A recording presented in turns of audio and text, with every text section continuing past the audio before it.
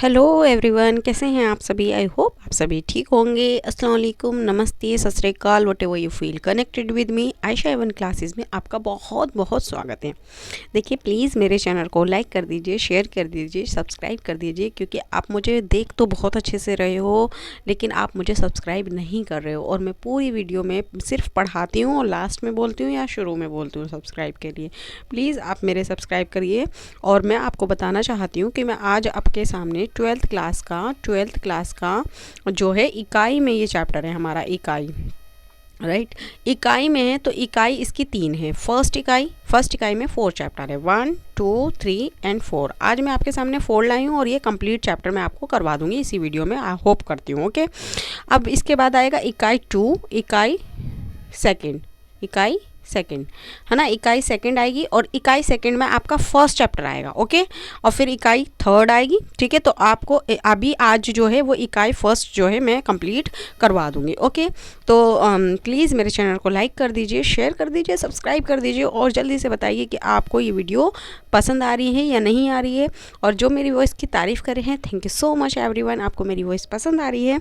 I hope कि आपको ऐसे ही मैं पसंद आती रहूँ, मुझे सपोर्ट करती रहिए। और अब मैं आपके सामने ये चैप्टर शुरू कर देती हूँ। ओके, तो ये है विषय 4, हमारा 4 चैप्टर है ये हमारा, और ये इकाई फर्स्ट का 4 है। ओके, इस इकाई फर्स्ट में 4 चैप्टर थे। ओके, विचारक, विश्वास और इमारतें, सांस्कृतिक विकास, ईसा पूर्व यानी 600 से 600 संवत 600 तक। ओके, तो इस अध्याय में हम 1000 साल लंबी यात्रा पर जाएंगे।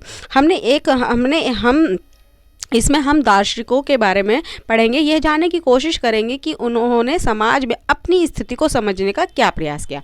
हम यह भी जानेंगे कि उनके अपने किस तरह के मौखिक लिखित परंपराओं से संग्रहित है, उन्हें स्थापत्य और मूर्तियों के माध्यम से कैसे अभिव्यक्ति मिली। ये सब जानने पर इस विचारों को स्थायी प्रभाव को दर्शाते हैं। हालांकि हम बौद्ध के विशेष अध्ययन करेंगे, ध्यान देंगे कि परंपरा अकेली विकसित नहीं हुई, दूसरी परंपराएं भी एक दूसरे के साथ लगातार वाद विवाद और संवाद चलता रहा। इस रोचक विचारक और विश्वास की दुनिया के पुनर्निर्माण के लिए इतिहासकार जिन स्रोतों का इस्तेमाल करते हैं, उन्हें बौद्ध, जैन और ब्राह्मण ग्रंथों के अलावा इमारतों और अभिलेखों जैसे प्रभुत मात्रा में उपलब्ध भौतिक साक्ष्य में भी शामिल है। इस युग की बची हुई इमारतों में सबसे सुरक्षित है सांची का स्तूप, और ये कहाँ पर है बच्चा? मध्य प्रदेश में, है ना। यह स्तूप इस अध्याय का एक मुख्य जो है केंद्र रहेगा। तो आपको मैं बता देती हूँ, मध्य प्रदेश की राजधानी है भोपाल। ठीक है, भोपाल, है ना। और भोपाल में है सांची का स्तूप। और सांची का स्तूप ये एक प्राचीन, बहुत ही विशाल स्तूप है, जो कि बहुत सारी चीज़ों से बचा रहा है। रेल यात्राओं यानी रेल की जो पटरियाँ बनाते हैं, वो सोचते हैं कि रास्ते में जो भी सामान आए वो उसको हटा दो और उसके बाद अपनी पटरी बिछा दो, है ना। तो उससे ये बचा रहा। अब इसके बाद आप देख सकते हो, ये एक देखिए, आप मुझे कमेंट बॉक्स में बताइए कि ये इसमें आपको क्या क्या दिखाई दे रहा है, इस चित्र में आपको क्या क्या दिखाई दे रहा है, राइट। और ये क्या है? हमारा सांची की स्तूप की एक मूर्ति है। ठीक है, सांची के स्तूप की एक मूर्ति है। तो अब आते हैं अपना ये, अब ये देखिए, हम इनके बारे में अब साइड में पढ़ेंगे। ये कौन है? शाहजहां बेगम। अच्छा, ये वो नहीं है शाहजहां बेगम जो आप मुमताज़ वाली समझे, वो ताजमहल वाली समझे। भाई, ताजमहल में है, शाहजहां ने वो ताजमहल बनाया था। शाहजहां वो भाई राजा था, और ये बेगम है भाई। ठीक है, ये रानी है। शाहजहां है और शाहजहां की बेगम थी मुमताज़। उन्होंने उनके लिए, यानी शाहजहां ने मुमताज़ के लिए ताजमहल बनाया था। और ये वाली शाहजहां बेगम अलग है भाई। ठीक है, वो जेंट्स हैं और ये लेडीज़ हैं। तो ये देखिए, एक है सांची की एक झलक। 19वीं सदी में कौन है? सांची। तो भोपाल राज्य के प्राचीन अवशेषों में सबसे अद्भुत सांची ये है कनखेड़ा की इमारतों में। भोपाल में 20 मील उत्तर पूर्व की तरफ एक पहाड़ी की तलहटी में बसे। तलहटी क्या होता है भाई? जैसे कि ये पहाड़ है और इसकी जो यह साइड होती है, नीचे की जो साइड होती है, वो तलहटी होती है। यहाँ में पत्थर की वस्तुएं, बुद्ध की मूर्ति और एक स्थान से तोरण द्वार मिला, यानी एक दरवाज़ा। ये अवशेष यूरोप के सज्जनों को विशेष रुचिकर लगते हैं, जिनमें मिलकर जिसे मेजर अलेक्जेंडर कनिंघम, ये कौन थे, एक इतिहासकार यानी पुरातत्वविज्ञ, जो पुरानी चीज़ें होते हैं उनके अध्ययन करते हैं, उनके बारे में स्टडी करते हैं ना। मेजर अलेक्जेंडर कनिंघम ने इस इलाके में कई हफ्तों तक रुककर अवशेषों का निरीक्षण किया। उन्होंने इस जगह के चित्र बनाए, पर वहाँ के अभिलेखों को पढ़ा और गुंबदनुमा ढांचे के, गुंबदनुमा यानी ऐसे गुंबद जो होती है, गुंबदनुमा ढांचों के बीचों बीच खुदाई की। उन्होंने इस खोज को, निष्कर्षों को एक अंग्रेजी पुस्तक में लिखा। अंग्रेजी पुस्तक क्या है कि भोपाल की नवाब कौन है, ये है शाहजहां बेगम। अब ये है पुस्तक जो इनका जो शासनकाल रहा है वो 1868 से 1901, यानी शाहजहां की बेगम। इन्होंने आत्मकथा, अच्छा एक होता है आत्मकथा और एक होता है जीवनी। अभी मैं आपको ये दोनों के डिफरेंस बताऊंगी। ताज उल इकबाल, तारीख भोपाल के इतिहास में 1776 में HD बोरेस्ट का अनुवाद किया। तो इन्होंने क्या लिखी भाई, ये किताब लिखी। अब मैं आपको बताती हूँ, एक होती है बच्चा बायोग्राफी।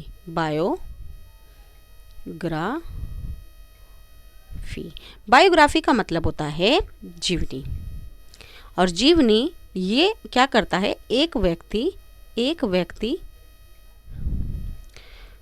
दूसरे के बारे में लिखता है, व्यक्ति दूसरे के बारे में लिखता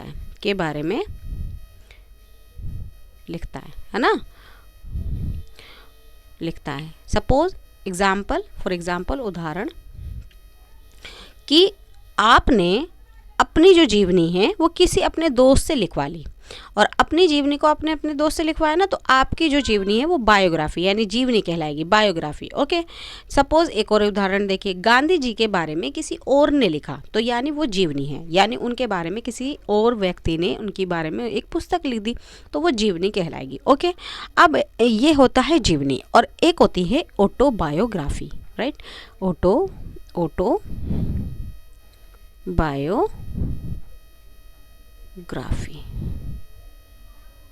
है ना। ऑटोबायोग्राफी का मतलब होता है आत्मकथा मतलब आपने अपने बारे में खुद लिखा, ठीक है, किसी और से नहीं लिखवाया। सपोज आपने अपने बारे में खुद लिखा, यानी गांधी जी ने अपने बारे में खुद ही लिखा, खुद ही अपनी किताब लिखी, है ना। तो इन्होंने यानी शाहजहां बेगम की आत्मकथा, यानी इन्होंने अपने बारे में खुद लिखा, अपने इतिहास, अपना जो भोपाल का जो इतिहास है वो बच्चा खुद ही लिखा है, तो ये होता है ऑटोबायोग्राफी। बायोग्राफी मतलब किसी और से लिखवाना, सपोज गांधी जी के बारे में किसी और ने लिखा। ऑटोबायोग्राफी यानी आपने अपने बारे में खुद लिखा, यानी गांधी जी ने अपने बारे में खुद ही लिखा। तो आपको समझ में आ गया बेटा, एक होता है बायोग्राफी यानी जीवनी, ऑटोबायोग्राफी यानी कि आत्मकथा। ओके, तो आगे बढ़ते हैं अपना। ये कह रहा है 19वीं जो सदी के यूरोप में सांची के स्तूप को लेकर काफ़ी दिलचस्पी थी। फ्रांसीसियों ने सबसे अच्छी हालत में बचे सांची के पूर्वी तोरण को फ्रांस की संग्रहालय में प्रदर्शित करने के लिए शाहजहां बेगम से फ्रांस से ले जाने की इजाज़त मांगी। कुछ समय के लिए अंग्रेज़ों ने भी ऐसी ही कोशिश की। सौभाग्यवश फ्रांसीसियों और अंग्रेज़ों दोनों ही बड़ी सावधानी से बनी प्लास्टर प्राकृतिक रूप से संतुष्ट हो गए। इस प्रकार मूल कृति भोपाल राज्य में अपनी जगह पर ही है। अब मैं समझाती हूँ यहाँ से लेकर यहाँ तक क्या मतलब है। 19वीं सदी में कुछ लोग आए फ्रांस के, और उन्होंने कहा भाई हमें ये जो है अपनी जो कृति, ये जो तोरण द्वार है ये हमें दे दो, है ना, हम इसे फ्रांस ले जाके अपने संग्रहालय में सजाएंगे। और फिर उसके बाद अंग्रेज़ों ने भी कुछ ऐसा ही करा, लेकिन जो वहाँ की जो रानी थी उन्होंने इस बारे में बिल्कुल मना कर दिया, और उन्होंने कहा भाई तुम आप इसकी डुप्लीकेट यानी कि प्लास्टर प्राकृतिक रूप से जो मतलब डुप्लीकेट जो इसका ढांचा है वो ले जाओ बना के। तो वो इसमें मान गए, और फिर हमारी मूल जो ओरिजिनल जो चीज़ है हमारे पास ही अभी भी यहाँ पर है। तो भोपाल के शासक शाहजहां बेगम और उनकी उत्तराधिकारी सुल्तान जहां बेगम ने इस प्राचीन स्थल की देखरेख जो है रख रखाव के लिए धन का अनुदान किया। आश्चर्य नहीं है कि जॉन मार्शल के सांची पर लिखे जाने वाले महत्वपूर्ण ग्रंथों को सुल्तान समर्पित किया। सुल्तान जहां बेगम ने वहां पर एक संग्रहालय और अतिथिशाला, संग्रहालय यानी म्यूजियम, अतिथिशाला यानी कि गेस्ट हाउस के लिए अनुदान दिया। वहाँ रहते हुए ही जॉन मार्शल ने उपयुक्त पुस्तकें जो है लिखी।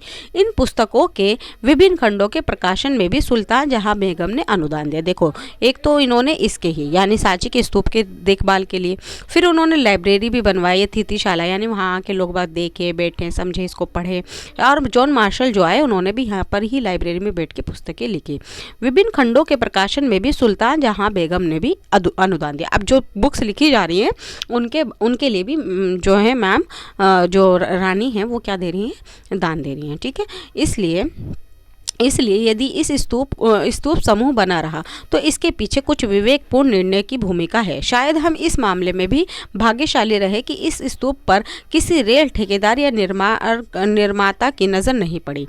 ये उन लोगों से बची रही जो ऐसी चीज़ों को यूरोप के संग्रहालयों में ले जाना चाहते थे। बौद्ध धर्म के इस महत्वपूर्ण केंद्र की खोज से आरंभिक बौद्ध धर्म के बारे में हमारी समझ में महत्वपूर्ण बदलाव आए। आज ये भारतीय पुरातात्विक सर्वेक्षण की सफल मरम्मत और संरक्षण का जीता जागता उदाहरण है। तो इनको देखिए, किसी एक व्यक्ति ने इसके लिए संरक्षण नहीं दिया, बहुत से लोगों का योगदान है, जिसमें कि शाहजहां बेगम और उनके उत्तराधिकारी सुल्तान जहां बेगम ने अपनी महत्वपूर्ण भूमिका निभाई। यहाँ देखिए, खाली एक चीज़ को देख रेख के लिए ही खाली नहीं देखा जा रहा है, इसके लिए रख रखाव के लिए पैसा भी दिया जा रहा है, जो कि एक महत्वपूर्ण भूमिका निभाता है। आप ये देखिए, ये रहा वो स्तूप। ठीक है, अच्छे से देख लीजिए। ये कह रहा है सांची का महान स्तूप। यदि आप दिल्ली से भोपाल की यात्रा करेंगे, दिल्ली से आप जा रहे हो भोपाल, तो आप एक पहाड़ी के ऊपर एक मुकुट जैसे इस खूबसूरत स्तूप को देखेंगे। यदि आप गार्ड को सूचित करेंगे तो वो सांची के छोटे से स्टेशन पर 2 मिनट के लिए गाड़ी को रोक देते हैं। बस इतना समय कि आप गाड़ी से उतर जाएं। पहाड़ी पर चढ़ते हुए आप पूरे स्तूप को देख सकते हैं। एक विशाल गोलार्ध मतलब गोल है ना, गोलार्ध ढांचे और कई दूसरी इमारतें, इसमें 5वीं सदी से एक जो है मंदिर भी शामिल है। ठीक है, तो ये आप देख सकते हो। तो जो है, क्योंकि ये फेमस है भाई, इतना महान है, तो यहाँ पे जो है रेलवे स्टेशन वाले भी गाड़ी रोककर, बस वाले भी गाड़ी रोककर दिखा देते हैं। ठीक है, तो ये कह रहा है आखिर इस इमारत का क्या महत्व है, ये टीला क्यों बनाया गया है और इसके अंदर क्या था, इसके चारों ओर पत्थरों की रेलिंग क्यों लगाई गई। रेलिंग का मतलब मैं दिखा देती हूँ, ये रेलिंग है, यानी कि इसको जो है सुरक्षित रखने के लिए रेलिंग लगाई गई है, ताकि इसकी जो है मूल ढांचे में कोई भी टूट फूट ना हो, बचा रहे, सुरक्षित रहे, आने वाले लोग भी इससे वाकिफ़ हों। ठीक है, तो इस स्तूप को किसने बनवाया या इसके लिए धन किसने दिया, इसकी खोज देखिए, शाहजहां बेगम ने इसके रख रखाव के लिए दान दिया है, इसको बनवाने के लिए नहीं दिया है। ठीक है, तो आप इस बात का ध्यान रखिए कि जब भी आप पढ़ें तो ध्यान दीजिए कि जो बनवा रहा है वो कौन है और जो इसका रख रखाव कर रहा है वो कौन है। इतिहास में ये छोटे छोटे से जो टर्म्स होते हैं, ये हमारे लिए बहुत कन्फ्यूज़न हो जाता है, क्योंकि कई बार क्वेश्चन पूछ लिया जाता है कि इसके रख रखाव के शासक कौन थे, कई बार पूछ लिया जाता है कि इसको निर्माणकर्ता कौन थे। तो आपको इन दोनों चीज़ों में डिफरेंस देखना है। अच्छा, तो इसके लिए किसने दान दिया, इसकी खोज कब की गई, ग्रंथों, मूर्तियों, स्थापत्य कला और अभिलेखों के अध्ययनों के बारे में हम इस रोचक इतिहास की खोज कर सकते हैं। आइए हम आरंभिक बौद्ध धर्म की पृष्ठभूमि के अवशेषों से शुरुआत करते हैं। तो देखिए, बौद्ध धर्म के बारे में हम पढ़ने जा रहे हैं। एक महान धर्म है, एक शांतिपूर्ण जो है दुनिया को एक मैसेज देने वाला जो है धर्म पढ़ने जा रहे हैं, और उसी के बारे में हम बहुत जो है नॉलेज वाली बातें पढ़ेंगे। तो ये कह रहा है चर्चा कीजिए कि शाहजहां बेगम द्वारा दिए गए वर्ण की तुलना चित्र 3 से कीजिए। क्या इसमें क्या आप समानताएं और असमानताएं देखते हैं। तो आप ऊपर जो मैंने चित्र दिखाया था ना आपको, ये वाला, यस, तो ये वाला आपको देख सकते हैं। तो इनके बारे में आप अच्छे से देख लीजिए। ये लेडी जो महान थी, ठीक है, यस। अब आते हैं अपनी पृष्ठभूमि। ओके, तो पृष्ठभूमि ये है हमारी यज्ञ और विवाद। ईसा पूर्व प्रथम शताब्दी का काल विश्व इतिहास में एक महत्वपूर्ण मोड़ माना जाता है। इस काल में ईरान में जरथुस्त्र नामक चिंतक, चीन में चीन में जो है खुगनसी, यूनान में सुकरात, प्लेटो, अरस्तु, है ना, और भारत में महावीर, बोध, इन कई चिंतकों का उद्भव हुआ। इन्होंने जीवन के रहस्य को समझने का प्रयास किया, साथ साथ वे इंसानों और विश्व व्यवस्था के बीच रिश्ते को समझने की कोशिश कर रहे थे। यही वह समय था जब गंगा घाटी में नए शहर, नए राज्य उभर रहे थे और सामाजिक और आर्थिक जीवन के कई तरह के बदलाव आ रहे थे। मनीषी इस बदलाव हालात को समझने की कोशिश कर रहे थे। यज्ञों की जो परंपरा है वो यह चिंतन, धार्मिक विश्वास, व्यवहार की कई धारणाएं युग से ही चली आ रही हैं। पूर्व वैदिक परंपरा, जिसकी जानकारी हमें 1500 से 1000 ईसा पूर्व से संकलित ऋग्वेद मैंने आपको 4 वेद बताए, उसमें सबसे पुराना, सबसे प्राचीन, सबसे पहला वेद ऋग्वेद है। वहीं से एक प्राचीन परंपरा है ऋग्वेद, अग्नि, इंद्र और सोम।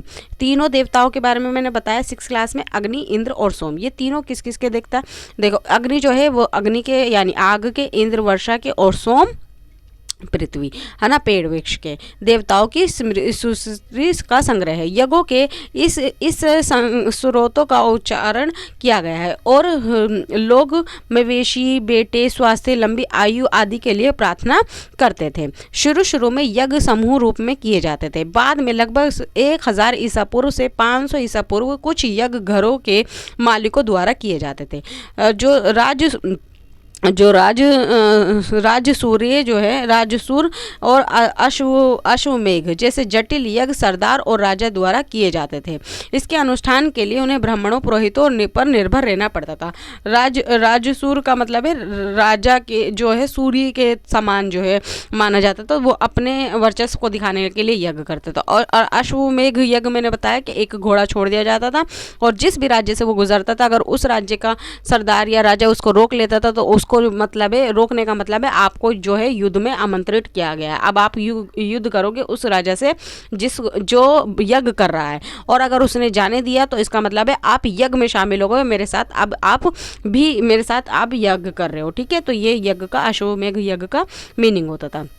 नए प्रश्न कहते हैं उपनिषदों यानी 6ठी सदी ईसा पूर्व में पाई गई विचारधाराओं से पता चलता है कि लोग जीवन का आत्म मृत्यु के बाद जीवन की संभावना और पुनर्जन्म के बारे में जानने के लिए उत्सुक है। क्या पुनर्जन्म अतीत के कर्मों के कारण होता है? ऐसे मुद्दों पर पुरजोर जो है बहस होती है। मनीषी परम यथार्थ की प्रकृति को समझने और आत्मकथा करने में लगे लोग वैदिक परंपरा से बाहर की कुछ दार्शनिक ये सवाल उठा रहे हैं कि सत्य एक होता है या अनेक। ये लोग यज्ञों के महत्व के बारे में भी चिंतन करने लगे। अब ये आता है कि वाद विवाद और चर्चाएं कि समकालीन बौद्ध ग्रंथों में 64 जो है संप्रदायों का चिंतन परंपराओं का उल्लेख मिलता है। इनमें हमें जीवन चिंतनों और चर्चाओं और विवादों की एक झलक मिलती है, झांकी जो है मिलती है। शिक्षक एक जगह से दूसरी जगह घूम कर अपने दर्शन और विश्व के विषय में अपनी समझ को लेकर एक दूसरे से तथा सामान्य लोगों से तर्क वितर्क करते हैं। ये चर्चाएं जो है कुटागशालाओं यानी शब्द यानी नुकीली छत वाली झोपड़ी में एक ऐसे उपवासों में होते हैं जहां घुमक्कड़ मनीषी जो ठहरा करते हैं। यदि एक शिक्षक अपने प्रतिद्वंद्वों को अपने तर्कों से समझ लेता है या अपने अनुयायियों के साथ का शिष्य बन जाता है, इसलिए किसी भी संप्रदाय के लिए समर्थन के समय के साथ वो घटता बढ़ता रहता है। तो आप देख सकते हो कि किसके बारे में बात हो रही है, ये हो रही है अभी वाद विवाद और चर्चाओं के बारे में। इनमें से कई शिक्षक अपने महावीर और बौद्ध शामिल हैं। इसमें जो है कई शिक्षक जो है महावीर और बौद्ध जो है शामिल है। वेदों के प्रभुत्व पर प्रश्न उठते हैं। उन्होंने यह भी माना कि जीवन को जो है दुखों से मुक्ति का प्रयास हर व्यक्ति स्वयं कर सकता है। ये समझ ब्राह्मणवाद से बिल्कुल भिन्न थी। जैसे कि हमने देखा कि ब्राह्मणवाद यह मानता था कि व्यक्ति का जो है अस्तित्व उसकी जाति और लिंग से निर्धारित होता है ना, जाति और लिंग से निर्धारित होता है। है ना। तो देखिए ये हमने ये जो है इतना पढ़ा। अब इसके बाद जो है अब हम ये अपने बॉक्सेस कंप्लीट कर लेते हैं, है ना। तो ये देखिए ये कह रहा है अग्नि की प्रार्थना, है ना, अग्नि की प्रार्थना। जहाँ पर ऋग्वेद के लिए 2 छंद हैं जिसमें अग्निवेद का आह्वान किया गया है। अग्निवेद यानी अग्नि के जो देवता है उनको बुलाया जा रहा है। आह्वान मतलब बुलाना। हे शक्तिशाली देव, अब हमारी आहुति देवताओं के तक ले जाएं। अब बुद्धिमत आप जो है आप तो सबके दाता हैं। हे पुरोहित, हमें खूब सारे खाद्य पदार्थ दें, यानी खाने की चीज़ें दें। हे अग्नि, यज्ञ के द्वारा हमारे लिए जो है अब हमारे लिए प्रचुर धन ला दें। हे अग्नि, जो उसकी आपकी प्रार्थना करता है उसके लिए आप सदा के लिए पुष्टिवर्धक अद्भुत गाय ला दें। गाय का बहुत ज़्यादा महत्व था, है ना। हमें एक पुत्र मिले जो हमारे वंश को आगे बढ़ाए। इस तरह के छंद एक खास तरह की संस्कृति में रचे गए थे जिनमें वैदिक संस्कृति कहा जाता है। ये स्रोत पुरोहित परिवारों के लोगों के मौखिक रूप से सिखाए जाते थे। ये जो है स्रोत पुरोहित लोगों को, पुरोहित कौन होते थे? जो ब्राह्मण लोगों से निकले सबसे ऊंचे कुल के जो लोग होते थे वो पुरोहित होते थे। तो यज्ञ के उद्देश्य की सूची बताओ। तो यज्ञ में जो है वो अग्नि देवता से मांगा जा रहा है सामान, ठीक है।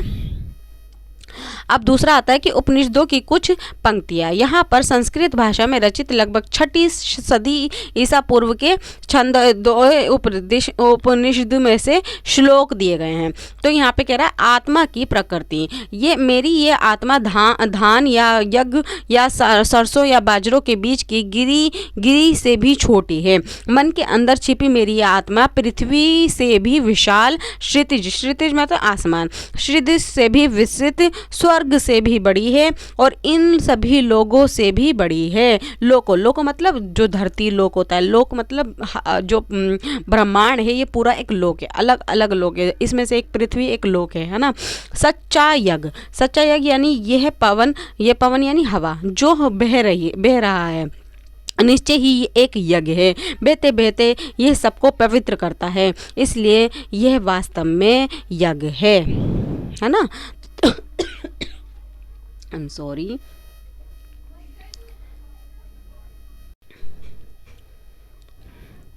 हाँ जी, अब आते हैं अपने कि बौद्ध ग्रंथ किस प्रकार तैयार और संरक्षित किए जाते थे, है ना। तो आते हैं ये कि बुद्ध अन्य शिष्यों की तरह चर्चा और बातचीत करते हुए मौखिक शिक्षा देते थे। मौखिक यानी बोल कर। महिलाएं और पुरुष या शायद बच्चे भी इस प्रवचनों को सुनते थे और इन पर चर्चा करते थे। बुद्ध के किसी भी संभाषण को उनके जीवन काल में लिखा नहीं गया। उनकी मृत्यु के बाद यानी 5वीं और 4वीं सदी ईसा पूर्व उनके शिष्यों ने, ज्येष्ठों ने, यानी जिनको चुना गया कि भाई आप जो है बुद्ध के जीवन के बारे में बताओगे, और जो उन्होंने सुना था उन्होंने वो खुद ही लिखा था, ठीक है। बुद्ध ने खुद के बारे में, अपने बारे में नहीं लिखा था। या वरिष्ठ श्रमणों को एक सभा वेसला यानी बिहार स्थित वैशाली की पाली भाषा के रूप में बुलाई। वहाँ पर उनकी शिक्षा का संकलन किया गया। इन लोगों को बुलाया और इन्होंने ही खुद ही संकलन यानी इसके बारे में लिखा। इस संग्रह को यानी जो उन्होंने लिखा उसे त्रिपिटक बोला जाता है। यानी शब्दार्थ जो है विभिन्न प्रकार के ग्रंथों को रखने के लिए 3 टोकरियाँ, है ना। तो इन्होंने इसके बारे में इन्होंने इसमें लिखा, ठीक है। और कहा जाता है कि पहले उन्हें मौखिक रूप से ही संप्रोषित किया जाता था, यानी जो बुद्ध ने जो बताया, उनको शिक्षा जो दी वो बोल कर पूरे सब लोगों को बताते थे, घूम कर, है ना। बाद में लिख कर विषय और लंबाई के अनुसार उन्हें वर्गीकृत किया गया। जो विनय पिटक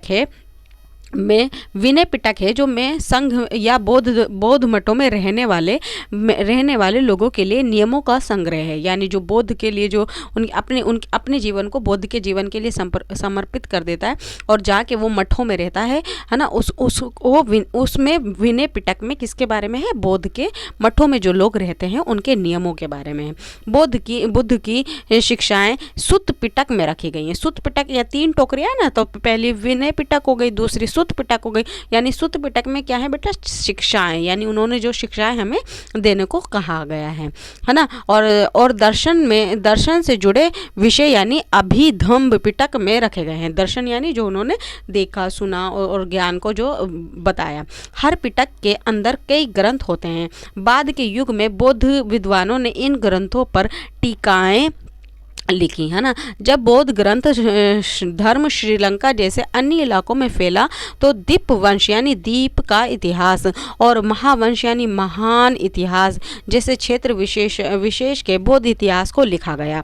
इनमें से कई रचनाओं में बौद्ध की जीवनी लिखी गई है। ज़्यादातर पुराने ग्रंथ पाली में लिखे गए, तो इनकी भाषा क्या है भाई, पाली। बाद के युगों में संस्कृत के ग्रंथों में लिखे गए। जब बौद्ध धर्म पूर्व एशिया में फैला तब फाशान एक यात्री हैं और श्वेतयांग ये भी एक यात्री हैं, जैसे तीर्थ यात्री बौद्ध धर्म की खोज से चीन से भारत आए। तो ये कहाँ से आए थे बच्चा, भारत आए चीन से, है ना। तो इन्होंने क्या करा, ये पुस्तकें वे अपने देश ले गए जहाँ विद्वानों ने इनका अनुवाद किया। हिंदुस्तान के बौद्ध शिक्षाएं भी दूर दराज के देशों में फैल गए। बुद्ध की शिक्षाएं का प्रसार मतलब फैलाने के लिए वे कई पुस्तकें भी अपने साथ ले गए। कई सदियों तक ये पांडुलिपियां एशिया के भिन्न भिन्न इलाकों में स्थित बौद्ध विहारों में संरक्षित रखी गई। पाली, संस्कृत, चीनी और तिब्बती भाषा में लिखे गए इन ग्रंथों से आधुनिक अनुवाद तैयार किए गए। तो आप ये देख सकते हो, ये एक नमूना हमारे सामने है। तो ये कह रहा है संस्कृत में एक लिखी गई पांडुलिपि जो देख कर लिखी हुई लगभग 12वीं शताब्दी में लिखी गई थी, है ना। अब इसके बाद आती है आते हैं नियतिवादी और भौतिकवादी। नियतिवादी जो यानी कि पहले से ही नियति ने सिद्ध कर दिया, और नियति हमारे लिए जो है, हम जो इस दुनिया में सभी हैं वो नियति है हमारी, है ना। और भौतिकवादी यानी जो हम इस दुनिया में भोग रहे हैं, यानी हम इस दुनिया में रह रहे हैं, जो भी हम कर्म करेंगे वो हम अपनी भौतिकतावादी में करेंगे, है ना। तो यहाँ हम सुत पिटक से लिया गया दृष्टांत दे रहे हैं। इसमें मगध के राजा अजातशत्रु और बुद्ध के बीच बातचीत का वर्णन किया गया है। तो एक बार राजा अजातशत्रु का मतलब है अजात शत्रु, है ना, के बुद्ध के पास गए और उन्होंने मखली गोसाल नामक एक अन्य शिक्षक की बात बताई। हालांकि बुद्धिमान लोग यह विश्वास करते हैं कि इस सद्गुण से, इस तपस्या में से कर्म प्राप्ति करूँगा। मूर्ख जो बुद्धि लोग हैं यानी जो बुद्धिमान लोग हैं वो इस शिक्षा से क्या करेंगे, अपने कर्म की प्राप्ति कर लेंगे। लेकिन जो मूर्ख इसी कार्य को करके धीरे धीरे कर्म मुक्ति की उम्मीद करेंगे। दोनों में से कोई कुछ नहीं कर सकता। सुख और दुख मानो पूर्व निर्धारित मात्रा में माप कर दिए गया है। इसमें संसार में बदला नहीं जा सकता। यानी हमारी जो नियति ने हमें जो सुख दुख दिए हैं वो पहले से ही तय हैं, वो हमें पहले से ही मिले हुए हैं। उन्हें आप संसार में आके चेंज नहीं कर सकते। उन्हें आपको जैसे दिया है नियति ने हमें, वैसे ही हमें भोगना पड़ेगा। ये पिटक हमें बता रहा है। तो इसमें बढ़ाया या घटाया नहीं जा सकता। जैसे धागे का गोला फेंक देने पर लुढ़कते अपनी पूरी लंबाई तक खुल जाता है, उसी तरह मूर्ख और विद्वान दोनों ही पूर्व निर्धारित रास्ते से होते हुए दुखों का निदान करेंगे। और अर्जित जो है केसंग कबलिंग नामक दार्शनिक ने यह उपदेश दिया कि हे राजन दान यज्ञ चढ़ावा जैसी कोई चीज़ नहीं होती। इस दुनिया या दूसरी दुनिया जैसी कोई चीज़ नहीं होती। तो ये हम जो चढ़ावा करते हैं, दान देते हैं, यज्ञ करते हैं और जो हम इधर उधर हम माफ़ी की गुहार लगाते हैं, वो इस हिसाब से जो है वो तो बिल्कुल गलत साबित होती है कि पहले से जो हमने भोग लिया है, जो पहले से लिखा हुआ है वो तो हमें भोगना ही है। तो ये इस बात का और हमें संकेत कर रहा है। तो मनुष्य 4 तत्वों से बना होता है। ध्यान से सुनना, मनुष्य जो है 4 तत्वों से बना होता है। जब वह मरता है तब मिट्टी वाला अंश पृथ्वी में, और जल वाला अंश जल में, और गर्मी वाला अंश आग में, और सांस वाला अंश वायु में वापस मिल जाता है। उसकी इंद्रियां अंतरिक्ष का हिस्सा बन जाती हैं। तो मनुष्य 4 तत्वों से मिला है, मिट्टी से, अग्नि से, जल से और वायु से, है ना। अग्नि से और जल से और वायु से, जरूरी नहीं है ये एक ही सीक्वेंस में चले, हो ना। तो दान देने की बात मूर्ख जो है, मूर्खों का सिद्धांत है। खोखला झूठ है। मूर्खों को या विद्वानों दोनों ही कट कर नष्ट हो जाते हैं। मृत्यु के बाद कोई नहीं बचता। प्रथम गद्यांश में उपदेश आजीविका परंपरा की थे। उन्हें अक्सर नियतिवादी कहा जाता है। ऐसे लोग जो विश्वास करते हैं कि सब कुछ पूर्व निर्धारित है। द्वितीय गद्यांश के उपदेश लोकायत परंपरा के हैं, जिसमें सामान्य भौतिकतावादी कहा जाता है। तो 2 अंश हमने पढ़ा था। ऊपर जो है नियति के बारे में है कि जो पहले से ही फिक्स है वो तो होके ही रहेगा, और दूसरा जो है हम उसे चेंज नहीं कर सकते, चाहे हम कितना ही दान दें, पुण्य कमाएं, कितना ही किसी के बारे में लिखें। लेकिन ऐसा नहीं है। अगर देखिए, अगर आप अच्छा करेंगे इस दुनिया में तो आपकी नियति चेंज भी हो जाएगी। ऐसा नहीं है कि आप जो एक बार जो लिखा जा चुका है वो बदला नहीं जा सकता। क्या बड़े बड़े जो देखिए बड़े बड़े जो गुनहगार लोग होते हैं वो आपने सीधे रास्ते पे आ जाते हैं क्या? उनकी नियति में यही था, है ना। तो आप जो है पुण्य करते रहिए, फल की चिंता कभी मत कीजिए। इस दार्शनिक परंपरा के ग्रंथ जो है नष्ट हो गए, इसलिए हमें अन्य परंपराओं से भी उनके बारे में जानकारी मिलती है। ठीक है, तो क्या आप इन लोगों को नियति या भौतिकतावादी कहना आपको उचित लगेगा? तो आप ये है कि हाँ भाई उचित लग सकता है। तो हम ये देखते हैं कि अब ये हमारे पास आता है चर्चा कीजिए। देखिए ये आपके लिए होता है, जो अभी तक आपने समझा, पढ़ा, देखा, सुना, उसके बारे में सोचकर आप अपने बारे में देखना है कि जब लिखित सामग्री उपलब्ध ना हो अथवा किन्हीं वजह से बच ना पाए तो ऐसी स्थिति में विचारकों और मान्यताओं के इतिहास के पुनर्निर्माण करने में क्या क्या समस्याएं आती हैं। तो कई बार ऐसा होता है कि जो बात जैसे कही गई होती है वैसे हमारे सामने प्रस्तुत नहीं हो पाती, क्योंकि भाई आप खुद ही देखिए, आपने अपने दोस्त को एक बात कही, वो जाके दूसरे तरीके से उस बात को कहेंगे, तो जो है जिस तरीके से हम जो बात कहते हैं वो अलग तरीके से हो जाती है। ठीक है, तो अब अपने तीसरे पॉइंट पर आते हैं हम कि लौकिक सुखों से आगे। लौकिक माने ये जो धरती है उसको लौकिक कहा जाता है। ठीक है, लौकिक सुखों से आगे महावीर का जो है संदेश। महावीर, ये आप पहले ये देखिए, ये कह रहे हैं मथुरा से प्राप्त तीर्थकर की एक मूर्ति लगभग 3री शताब्दी में ये बनाई गई थी। यस, तो देखिए कि जैनों के मूल सिद्धांत 6ठी सदी ईसा पूर्व में वर्धमान महावीर के जन्म से पहले ही हमने ऊपर किसके बारे में पढ़ा है? बौद्ध धर्म के बारे में। अब हम आते हैं जैन धर्म के बारे में, है ना। तो महावीर का संदेश, तो यह है वर्धमान महावीर के जन्म से पहले ही उत्तर भारत में प्रचलित है। जैन परंपरा के अनुसार महावीर से पहले 23 शिक्षक हो चुके थे। उन्हें तीर्थकर कहा जाता है, यानी कि वे महापुरुष जो पुरुषों और महिलाओं को जीवन की नदी के पार पहुंचते हैं, है ना। जैन धर्म के सबसे महत्वपूर्ण अवधारणा ये है कि संपूर्ण विश्व जो है वो प्राणवान है।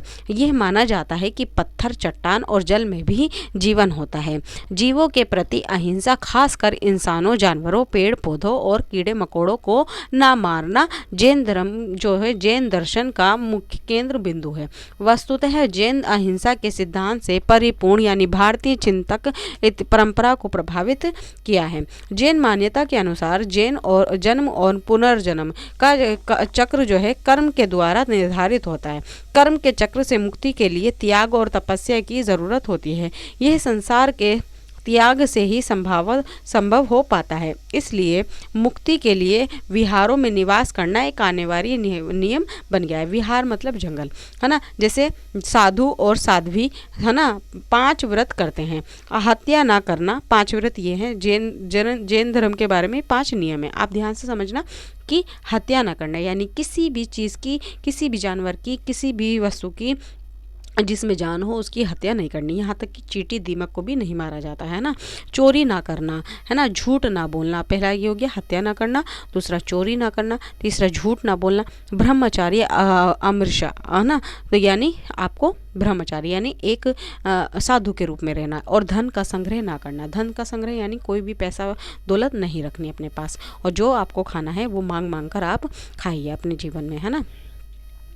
तो महल के बाहर की दुनिया। देखिए अब इनके बारे में आप पढ़ेंगे कि जैन धर्म के उपदेशों को उनके शिष्यों ने संलग्न किया। तो इनके भी देखिए सिमिलर चल रहे हैं। जैन और बौद्ध धर्म जो है सिमिलर चलते हैं। सिमिलर ही एक टाइम पर ही आए, एक टाइम पर ही इन्होंने विकास किया, एक टाइम ही फैल गए। तो जैसे कि बौद्ध के उपदेशों को उनके शिष्यों ने संलग्न किया, वैसे ही महावीर के शिष्यों ने किया। अक्सर ये उपदेश कहानियों के रूप में प्रस्तुत किए जाते थे, आप लोगों को आकर्षित करते थे। यह उदाहरण उत्तराध्याय सूत्र नामक एक ग्रंथ से लिया गया। इसमें कमलावती नामक एक महारानी अपने पति को संन्यास लेने के लिए समझा रही है। संन्यास मतलब इस जो संसार है उसको छोड़कर आप जो है जैन महावीर के शरणों में चले जाओ, ऐसे है इनको समझा रही है। तो अगर संपूर्ण विश्व वहाँ के सभी खजाने तुम्हारे हो जाए, वहाँ भी तुम्हें संतोष ना मिले, ना ही यह सारा कुछ तुम्हें बचा पाएगा। हे राजन, जब तुम्हारी मृत्यु होगी और सारा धन पीछे छूट जाएगा, तब सिर्फ धर्म ही है और कुछ नहीं है तुम्हारी रक्षा करेगा। जैसे एक चिड़िया पिंजरे से नफरत करती है, वैसे ही मैं इस संसार से नफरत करती हूँ। मैं बाल बच्चों को जन्म न देकर निष्काम भाव से बिना लाभ की कामना और बिना दोष के एक साध्वी की तरह जीवन बिताऊंगी। जिन लोगों ने सुख का उपभोग करके उसे त्याग दिया है, वायु की तरह भ्रमण करते हैं, जहाँ मन करे स्वतंत्र उड़ते हैं। हम पक्षी की तरह जाते हैं, हम उड़ते हैं, पंछियों की तरह जाते हैं। इस विशाल राज्य का परित्याग करो, इंद्रियों सुखों से नाता तोड़ो, निष्काम अपरिग्रह बनो, पश्चाताप तेज में हो, घोर तपस्या करो। तो यहाँ पे एक पत्नी जो है अपने पति को ये समझा रही है कि वो संन्यास लेना चाहती है ना। तो यहाँ पे कह रहा है महारानी के द्वारा दिए गए कौन सा तर्क है कि आपको ज़्यादा युक्त लगता है ना। अब आते हैं अपने 3.1 पॉइंट पर, है ना। तो जैन धर्म का विस्तार कैसे हुआ कि जैसे जैसे जैन धर्म भारत के कई हिस्सों में फैल गया, बौद्ध की तरह जैन धर्म का प्राकृतिक संस्कृत तमिल जैसे अनेक भाषाओं में काफ़ी साहित्य का सृजन किया गया। सैकड़ों वर्षों में कई ग्रंथों की पांडुलिपियां मंदिरों से जुड़े पुस्तकालयों में सुरक्षित रहती है। धार्मिक परंपराओं से जुड़ी कई सबसे प्राचीन मूर्तियों में जैन धर्म की उपासकों द्वारा बनाई गई मूर्तियां भारतीय उपमहाद्वीप के कई हिस्सों में पाई गई। तो आप ये देख सकते हो, है ना। अब इसके बाद ये कह रहे हैं कि क्या 20वीं सदी में अहिंसा का कोई प्रासंगिक है। तो देखिए दो होता है, एक होता है हिंसा, एक होता है अहिंसा। हिंसा मतलब मारो पीटो, मानसिक प्रताड़ना करो, शारीरिक प्रताड़ना करो, ये होती है हिंसा। अहिंसा मतलब ना तो आप शारीरिक रूप से किसी को परेशान करो, या ना तो मारो पीटो, और ना ही आप उनको मानसिक रूप से, यानी ना तो उनको आप मेंटली टॉर्चर करो। जैसे कि मान लो कुछ मुंह से कुछ कह देना तो वो मन में लग जाता है हमारा, ठीक है। तो आप ये देख सकते हो, ये क्या है भाई हमारा कि 14वीं सदी के जैन धर्म की पांडुलिपि, एक पन्ना। तो ये एक आप देख सकते हो, पासों में आपको दिखाती हूँ, ये एक पन्ना है, ठीक है। अब आते हैं बुद्ध जो है बुद्ध और ज्ञान की खोज। तो बुद्ध ने जो है ज्ञान की खोज कैसे करी। तो बुद्ध उस युग के सबसे प्रभावशाली शिक्षकों में से एक थे। सैकड़ों वर्षों के दौरान उनके संदेश पूरे उपमहाद्वीप और उसके बाद मध्य एशिया होते हुए चीन, कोरिया, जापान, श्रीलंका से समुद्र पार करते म्यांमार, थाईलैंड और इंडोनेशिया तक फैल गए। हम बुद्ध की शिक्षाओं के बारे में कैसे जानते हैं, इनकी पुनर्रचना का आधार क्या था। जो ग्रंथों को बहुत परिश्रम से संपादन, अनुवाद और विश्लेषण किया जाए। इतिहासकारों ने उनके जीवन के बारे में रचित लेखन से जानकारी इकट्ठा की। इनमें से कई ग्रंथ बुद्ध के जीवन काल के लगभग 100 वर्ष के बाद लिखे गए। इनमें कई जो है इनमें इन महान धर्मोपदेशों की यादों को बनाए रखने की कोशिश की गई। तो अब आप किसके बारे में पढ़ रहे हो भाई? बुद्ध के बारे में, है ना। कोशिश की। इन परंपराओं के अनुसार सिद्धार्थ जो है बचपन के नाम का है। शाक्य जो है कबीले के सरदार के बेटे थे। जीवन के कटु यथार्थ के से दूर उन्हें महल की चार दीवारी के अंदर जो है सब सुखों के बीच रखा गया था और सब सुखों के बीच कहा गया था। एक्चुअली मैं एक बात बताती हूँ कि जब बुद्ध का जब जन्म हुआ था तो ये एक बहुत ही अमीर परिवार में पैदा हुए थे और ये एक सरदार के बेटे थे। ठीक है, तो इनको एक जब इनके मतलब जन्म के बाद जब ये आए, इनके नामकरण के लिए जो है बहुत बड़े बड़े विद्वान आए, पंडित जी आए। उन्होंने उनकी भविष्यवाणी पहले ही कर दी थी कि ये जो है एक बड़े विद्वान बनेंगे बड़े होके और ये सारे संसारिक सुखों को छोड़ देंगे। तो जब उन्होंने ये भविष्यवाणी उनके पिताजी ने सुनी थी तो तभी से ही उनको महल के अंदर रखा गया और पूरी चार दीवारी के अंदर रखा गया। लेकिन जो भविष्यवाणी जो नियति थी वो तो होनी ही थी, है ना। तो ये जो है इनके बाद इनका जो अंगरक्षक था, जो इनका साथी था, वो घोड़ा भी था, वो उसके बाद ये अपने महल से पहली बार अपनी ज़िंदगी में बाहर निकले थे।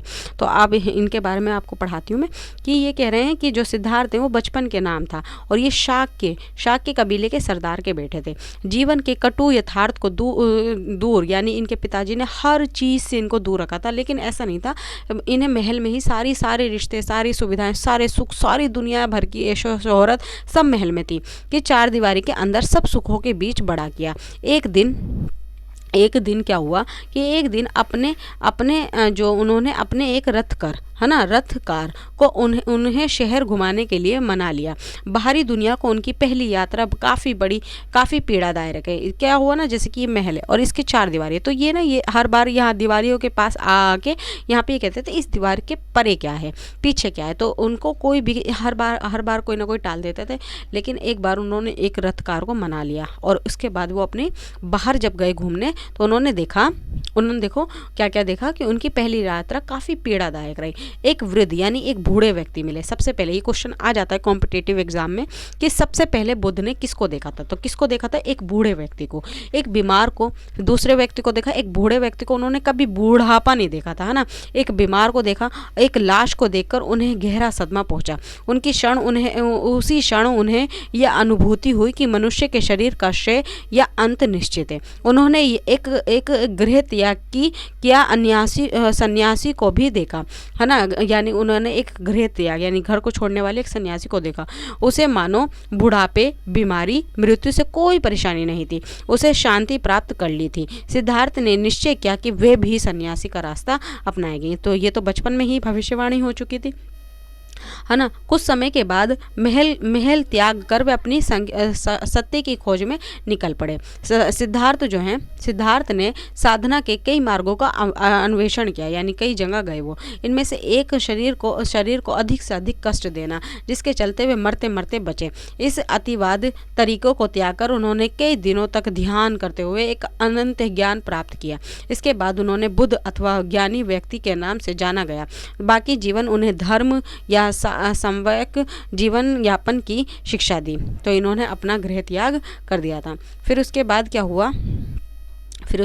हुआ अब देखते हैं। अब ऊपर पढ़ते हैं, कुछ रह तो नहीं गया अपना। यस, ये आता है सत्यचरित क्या है? किसी संत या धार्मिक नेता की जीवनी। सत्यचरित की उपलब्धि का गुणगान करते जो तथ्यात्मक रूप से पूरी तरह सही नहीं होती। ये इसलिए महत्वपूर्ण है कि हमें उस परंपरा के अनुयायी या विश्वास के बारे में बताता है। अब ये कह रहे हैं कि अमरावती यानी गुंटूर जिला, ये जो है आंध्र प्रदेश में है। गुंटूर जिला है आंध्र प्रदेश में लगभग 200 ईसा पूर्व से एक मूर्ति जिसमें बुद्ध को महल से जोड़े हुए दिखाया गया है। ये देखिए, तो ये एक सत्य है कि जो जीवन में जो लिखा गया है वो तो ज़रूर ही होगा। यदि आप बुद्ध के जीवन के बारे में जानना चाहते हैं तो क्या आप मूर्ति को देखकर समझ पाते हैं कि क्या दिखाया गया है? ठीक है, तो अब अपने 5वें पे आते हैं। अब बुद्ध की शिक्षाएं। बुद्ध की शिक्षाएं सुत्त पिटक में दी गई। ऊपर मैंने बताया था 3 पिटक आए थे, 3 टुकड़ियां बनी थी, है ना। तो सुत्त पिटक में दी गई हैं। कहानियों के आधार पर पुनर्निर्माण किया गया। तो हालांकि कुछ कहानियों में उनकी अलौकिक शक्तियों का वर्णन है, दूसरी कथाएं लिखती है दिखाती हैं कि अलौकिक यानी ऐसी शक्तियाँ जो इस लोक में किसी के पास नहीं हो। अलौकिक शक्तियाँ की बजाय बुद्ध ने लोगों के विवेक और तर्क के आधार पर यह समझने का प्रयास किया। उदाहरण के लिए, जब एक मरे हुए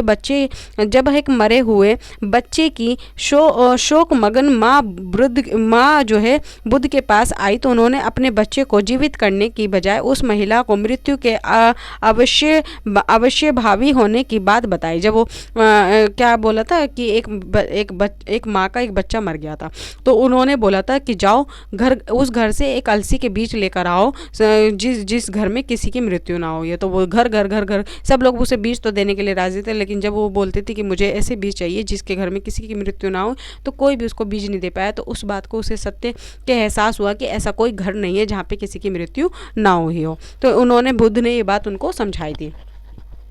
तो ये कथाएं आम जनता की भाषा में रची गई, जिन्होंने उन्हें आसानी से समझा सकता था। बुद्ध दर्शन के अनुसार विश्व अनित्य और लगातार बदलता रहता है। ये आत्मविहीन है। आत्मविहीन यानी जिसमें आत्मा चली जाती है, इस शरीर को छोड़कर चली जाती है, क्योंकि यहाँ कुछ भी स्थायी या शाश्वत नहीं है। इस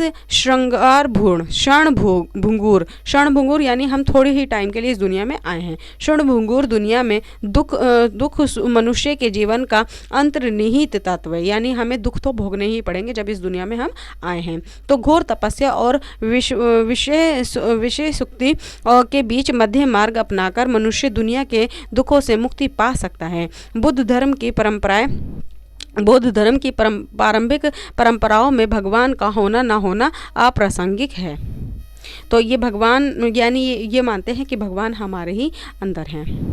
तो बौद्ध मानते हैं कि समाज का निर्माण इंसानों ने किया है, ना कि ईश्वर ने। इसलिए उन्होंने राजाओं और गृहपतियों को देवान और आचारवान होने की सलाह दी। ऐसा माना जाता है कि व्यक्ति प्रयास से सामाजिक परिवेश की बदल सकता है। बुद्ध ने जन्म मृत्यु के चक्र से मुक्ति, आत्मा और निर्वाण के लिए व्यक्ति केंद्रित हस्तक्षेप और सम्यक कर्म की कल्पना का निर्माण किया। का मतलब है आहा और इच्छा। आहा मतलब जो हमारे जो मन में इच्छाएं होती हैं, है ना, और उनको पाने उन्होंने कहा अपनी इच्छाओं में जो आपके जो मनों में जो इच्छाएं होती हैं उनको ख़त्म हो जाना चाहिए, है ना, और ख़त्म हो जाना, जिससे गृह त्याग करें उनके वालों को दुख के चक्र का अंत हो सकता है था। बौद्ध परंपरा के अनुसार अपने शिष्यों के लिए उनका अंतिम निर्देश था कि तुम सबके लिए खुद ही ज्योति बनो, क्योंकि तुम खुद ही अपनी मुक्ति का रास्ता ढूंढना है। तो इन्होंने अपने शिष्यों को ये दिया था कि तुम सब अपने लिए ही ज्योति बनो, यानी अपने लिए ही रोशनी का रास्ता बनो, क्योंकि तुम खुद ही अपनी मुक्ति का रास्ता जो है ढूंढना चाहते हो। तो अब अपने ऊपर आते हैं। तो ये कह रहे हैं जो है व्यवहार में बुद्ध धर्म, व्यवहार में, है ना। तो यहाँ देखिए सुत्त पिटक से लिए गए एक उद्धरण। बुद्ध संलग्न नाम के एक अमीर गृहपति को सलाह दे रहे हैं कि मालिक, देखिए मैंने बताया कि आपको सुत्त पिटक में जो है बुद्ध की शिक्षाएं मिलेंगी। तो शिक्षाएं ऐसी नहीं है कि नियम बताए गए हैं, बहुत बड़े बड़े फॉर्मूले लगाए गए हैं, नहीं। उन्होंने कहानियों के माध्यम से लोगों को समझाया और उन लोगों को समझ में आता था। इसलिए बहुत बड़े पैमाने पर लोगों ने बौद्ध और जैन धर्म को अपनाया था, क्योंकि उस टाइम जो है हिंदू धर्म अपने चरम पे था। ऐसे से संस्कृत व्याख्यान थे जो कि सिर्फ ब्राह्मणों को ही समझ में आते थे, आम लोगों को, आम जनता को समझ में नहीं आते थे। और उस बीच एक ऐसा धर्म आया जो लोगों को समझ में आया, तो उन्होंने इस धर्म की ओर अपना कूच कर लिया। ठीक है। तो मालिक को अपने नौकर, तो ये किसके बारे में हो रहा है कि एक अमीर जो व्यक्ति है वो गृहपति को सलाह दे रहा है, गृहपति को, है ना। तो मालिक अपने नौकर को और कर्मचारियों को 5 तरह से देखभाल करनी चाहिए। उनकी क्षमता के अनुसार उन्हें काम देकर, उन्हें भोजन और मजदूरी देकर, बड़ी बीमार पड़ने पर उनकी परिचय करके, उनके साथ सुसंवाद यानी सही से बात करना और भोजन बांटकर, और समय समय पर उन्हें छुट्टी देकर। तो मालिक को नौकर के साथ कैसा करना चाहिए व्यवहार, ये उस बारे में बता रहे हैं, है ना। और कुल के लोगों के कितने मिनट की वीडियो हो गई अपनी? 48 मिनट। कुल के लोगों को पांच तरह से श्रमणों जिसमें सांसारिक जीवन को त्याग दिया है और ब्राह्मणों की देखभाल करनी चाहिए। कर्म, वचन और मन में अनुराग कर द्वारा उनके स्वागत में हमेशा खुले घर के जो है खुले रखकर और उनके दिन प्रतिदिन की ज़रूरतों को पूरा करके। सिगल की माता पिता शिक्षक और पत्नी के साथ व्यवहार के लिए ऐसा ही उपदेश दिए गए हैं। तो आप ये देख सकते हो कि आप सुझाव दीजिए कि माता पिता शिक्षकों और पत्नी के लिए किस तरह के निर्देश दिए गए होंगे। तो उन्हें अपने अच्छे से व्यवहार करने के लिए निर्देश दिए गए हैं।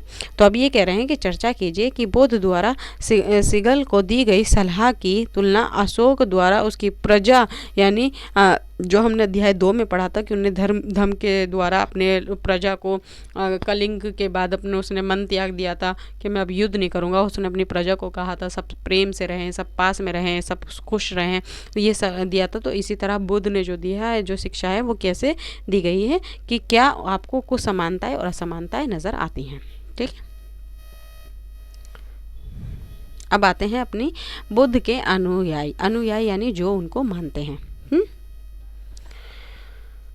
तो धीरे धीरे बुद्ध के शिष्यों का दल तैयार हो गया, इसलिए उन्होंने संघ की स्थापना की। ऐसे भिक्षुओं को एक संस्था जो धम्म के शिक्षक बन गए। ये श्रमण एक सादा जीवन बिताते थे। उनके पास जीवन यापन के लिए आवश्यक चीज़ों के अलावा कुछ नहीं होता था। जैसे कि दिन में एक बार उपासकों से भोजन दान लेने के लिए उन्हें कटोरा रखते थे। चूँकि वे दान पर निर्भर थे, इसलिए उन्हें भिक्षु कहा जाता था। शुरू में वे सिर्फ पुरुष ही संघ में शामिल हो सकते थे।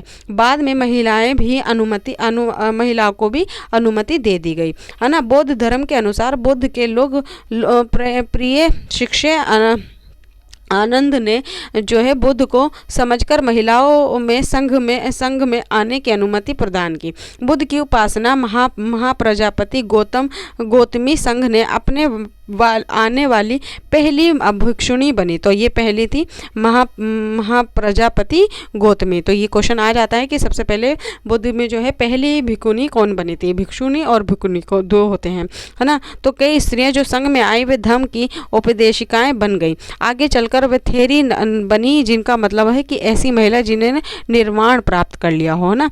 बुद्ध के अनुयायी कई सामाजिक वर्गों में ऐसे आए। उनमें राजा, धनवान, गृहपति, सामान्य जन, कर्मकार, दासी, शिल्प सभी शामिल थे। एक बार संघ में आ जाने पर सभी को बराबर माना जाता था, क्योंकि भिक्षुणी बनने पर वह अपने पुरानी पहचान को त्याग देना पड़ता था। संघ की संचालन पद्धति गुणों और संघों की परंपरा पर आधारित थी। इसके तहत लोग बातचीत के माध्यम से एक मत होने की कोशिश करते थे। अगर यह संभव नहीं होता था तो मतदान द्वारा निर्णय लिया जाता था। मतदान यानी मत देकर।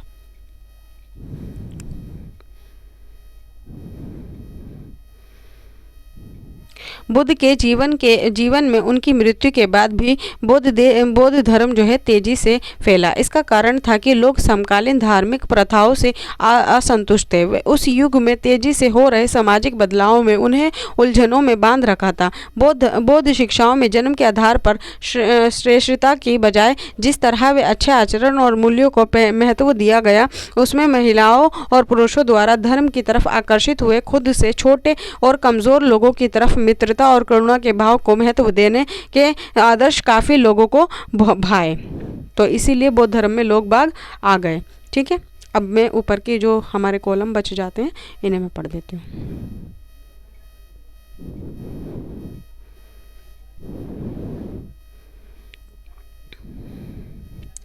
अब ये देखिए, ये पहले आप ये डायग्राम देख लीजिए अच्छे से। यस, ये कह रहा है जल ले जाने वाली एक स्त्री जो कि मथुरा में है, लगभग 3री शताब्दी ईस्वी में, है ना। ये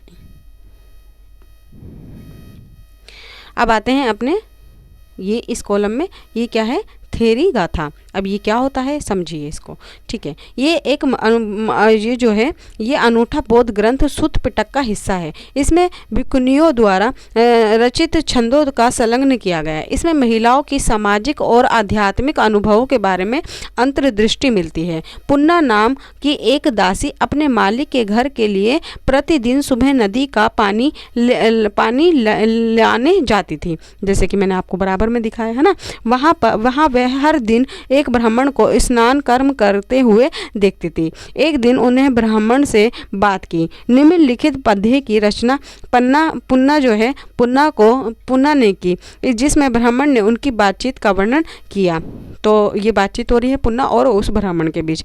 मैं जल ले जाने वाली हूँ, मैं कितना भी ठंडा हो मुझे पानी में उतरना ही है, सजा के डर से या ऊंचे घरानों के स्त्रियों के कुटु वाक्यों के डर से। हे ब्राह्मण, तुम्हें किसका डर है? तुम जिससे तुम जल में उतरते हो, जबकि तुम्हारे अंग ठंड से काँप रहे हैं। तो इस पे ब्राह्मण बोलते हैं कि मैं बुराई को रोकने के लिए अच्छाई कर रहा हूँ। बूढ़ा या बच्चा जिसने भी कुछ बुरा किया हो जल में स्नान करके मुक्त हो जाता है। तो इस पर पुन्ना बोलती है कि यह किसने कहा कि पानी में नहाने से बुराई से मुक्ति मिलती है? वैसे तो सारे मेंढक और कछुए स्वर्ग में जाएंगे, है ना, साथ में पानी के सांप और मगरमच्छ भी, इसके बदले में वे कर्म ना करें, है ना। तो उन्होंने भाई देखो, सांप भी मेंढक को खा जाता है, तो इससे तो वो भी बुराई कर रहा है और वो भी, उसे भी जन्नत में जाना चाहिए। तो पुन्ना जो है इस बात पे सोचने पे मजबूर कर देती है ब्राह्मण को, है ना। तो जिसका डर कह रहा है, जिसका डर आपको पानी की ओर खींचता है ना। तो जिसका डर आपको पानी की ओर खींचता है, आपको पानी की ओर खींचता है, हे ब्राह्मण अब तो रुक जाओ और अपने शरीर को ठंड से बचाओ। तो यहाँ पर एक जो है एक दासी जो है एक ब्राह्मण को सही शिक्षा देकर चली जाती हैं। तो बुद्ध की कौन सी शिक्षाएं इस रचना से नज़र आती हैं? तो ये क्या कह रहे हैं कि अपने शरीर को त्याग मत दो, अपने कर्मों पे ध्यान दो, ठीक है। अब ये बोल रहे हैं भिक्षुओं और भिक्षुणियों के लिए नियम। तो ये नियम थे विनय पिटक में, है ना। विनय पिटक में, सुत्त पिटक में क्या है? बुद्ध की शिक्षाएं। तो यस, तो जब कोई भिक्षु एक नया कंबल या गलीचा बनाएगा तो इसका प्रयोग में कम जो है 6 वर्षों तक करना पड़ेगा। यानी एक कंबल को 6 महीने तक इस्तेमाल करना है ना। यदि 6 वर्षों में कम अवधि में वे बिना भिक्षुओं की अनुमति के एक नया कंबल या गलीचा बनवाता है तो चाहे उसे अपने पुराने कंबल गलीचे को छोड़ दिया या ना, नया कंबल या गलीचा उसे ले लिया जाएगा और इसके लिए उसे अपना अपराध स्वीकार करना पड़ेगा। तो एक कंबल को 6 महीने तक चलाना है। यदि कोई भिक्षु किसी गृहस्थ के घर जाता है और उसे टिकियाँ या पके अनाज का भोजन दिया जाता है तो यदि उसे इच्छा हो तो वह 2 से 3 टोकरी भर ही स्वीकार कर सकता है। यदि वह इससे ज़्यादा स्वीकार करता है तो उसे अपने अपराध स्वीकार करना होगा। 2 या 3 टोकरी पकवान स्वीकार करने के बाद उन्हें अन्य भिक्षुओं के साथ बांटना होगा। यही समन्वय और आचरण है। यदि कोई भिक्षु अपने जो है संघ के किसी विहार में ठहरा हुआ है, प्रस्थान के पहले अपने द्वारा बिछाए गए या बिछवाए गए बिस्तर को ना ही समेटता है ना ही सिमटवाता है, यदि वह बिना विदाई लिए चला जाता है तो उसे अपराध स्वीकार करना होगा। तो ये नियम जो है हर भिक्षु और भिक्षुणियों को माननी होती थी। तो आप बता सकते हैं कि ये नियम क्यों बनाए गए? तो ये सही आचरण के लिए नियम बनाए गए थे, ठीक है। अब आते हैं अपने की चर्चा कीजिए कि जो है पुन्ना, ऊपर जो हमने पढ़ा था, पुन्ना ने जो ब्राह्मण को जो सही शिक्षा दी थी कि पुन्ना जैसी दासी संघ में क्यों जाना चाहती थी, तो वो अपने सही शिक्षा के लिए जाना चाहती थी। अब आते हैं अपने स्तूप पर कि स्तूप, हमने देखा कि बुद्ध आदर्शों और व्यवहारों ब्राह्मण जैसे जैन और तथा आदर्शों और व्यवहार ब्राह्मण जैन तथा कई अन्य परंपराओं के साथ विवाद और तर्क वितर्क की प्रक्रिया से उभरे। इनमें से कई परंपराओं के विचार और आचार ग्रंथों में नहीं लिखे गए। इन तरह के मेलजोल को हम पवित्र स्थलों के उभरने की प्रक्रिया को देखकर भी समझ सकते हैं, है ना। बहुत प्राचीन काल से ही लोग कुछ जगहों को पवित्र मानते थे। अक्सर वहाँ जहाँ खास वनस्पति होती थी, अनूठी चट्टानें थी या विनिमयकारी प्राकृतिक सौंदर्य था, वहाँ वह पवित्र स्थल बन जाता था। ऐसे कुछ स्थलों पर एक छोटी सी वेदी भी बनी रहती थी, जिन्हें कभी कभी चैत्य कहा जाता था। बौद्ध साहित्य में कई चैत्यों की चर्चा है। इनमें बुद्ध के जीवन के जुड़ी जगहों का वर्णन है। वहाँ जहाँ वे जन्मे थे वो लुम्बिनी है। जहाँ उन्होंने ज्ञान प्राप्त किया वो बोध गया है। जहाँ उन्होंने पहला उपदेश दिया वो सारनाथ है। जहाँ उन्होंने निम्बान यानी प्राप्त किया, यानी इस दुनिया को त्याग कर चले गए, तो कुशीनगर है। धीरे धीरे सारी जगहें पवित्र स्थल बन गई। हमें यह मालूम है कि बुद्ध इनके समय से लगभग 200 वर्ष बाद अशोक ने लुम्बिनी की अपनी यात्रा की याद एक स्तंभ बनवाया। तो लुम्बिनी में एक स्तंभ बनवाया। अब मैं आपको ये सारी जगहें दिखाऊंगी। तो ये क्या है भाई, एक शब्द पढ़ लेते हैं कि शवदेह। शवदेह का मतलब होता है कि शवदेह के बाद शरीर के कुछ अवशेष टीले पर सुरक्षित रख दिए जाते हैं। अंतिम संस्कार से जुड़े ये टीले चैत्य के रूप में जाने जाते हैं। तो चैत्य आप देख सकते हो, चैत्य इस शब्द में एक वर्ड आया था चैत्य, है ना। तो बौद्ध में कई चैत्यों की चर्चा की गई। इनमें बुद्ध के जीवन में जुड़ी कई जगहों का वर्णन है। तो लुम्बिनी में आपको दिखाती हूँ जहाँ उन्होंने जन्म लिया था। तो ये रहा लुम्बिनी, ठीक है, ये रहा लुम्बिनी, ठीक है, ये है लुम्बिनी। अब इसके बाद इन्होंने लुम्बिनी, देखो ये मैं चारों जगहें दिखाती हूँ आपको।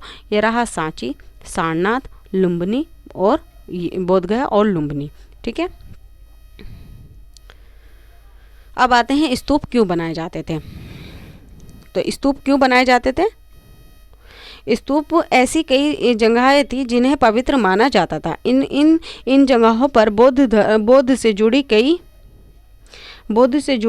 कई अवशेष, जैसे कि उनकी अस्थियां या उनके द्वारा प्रयुक्त सामान गाड़ दिए गए थे। इन टीलों को स्तूप कहते हैं। स्तूप बनाने की परंपरा बुद्ध से पहले की ही रही होंगी, लेकिन वे बुद्ध धर्म से जोड़ी गई, क्योंकि इनमें ऐसे अवशेष रहते थे जिन्हें पवित्र समझा जाता था। इसलिए समूचे स्तूप को बुद्ध और बौद्ध धर्म के प्रतीक के रूप में प्रतिष्ठा मिली। अशोकावदान नामक एक बौद्ध ग्रंथ के अनुसार अशोक ने बौद्ध के अवशेषों के हिस्से हर महत्वपूर्ण शहर में बांटकर उन्हें हर ऊपर स्तूप बनाने का आदेश दिया।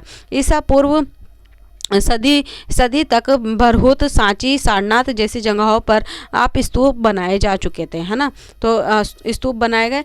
तो स्तूप कैसे बनाए गए? स्तूपों को वेदिकाओं और स्तंभों, वेदिकाएं जो कि ऐसे जोड़ दी जाती हैं, यानी यहाँ पर ऐसे जाल लगा दिया जाता है, ये जो है वेदिका होती है, ठीक है। वेदिका या स्तंभों और स्तंभे मिले। अभिलेखों में इन्हें बनाने सजाने के लिए दिए गए दान का पता चलता है। कुछ दान राजाओं के द्वारा दिए गए, अतः सातवाहन वंशों के राजा, तो कुछ दान शिल्पकारों और व्यापारियों की श्रेणियों द्वारा दिए गए। उदाहरण के लिए सांची के एक तोरण द्वार का हिस्सा हाथी दांत का काम करने वाले शिल्पकार के दान से बनाया गया था। सैकड़ों महिलाओं और पुरुषों ने दान के अभिलेखों में अपना नाम बताया है।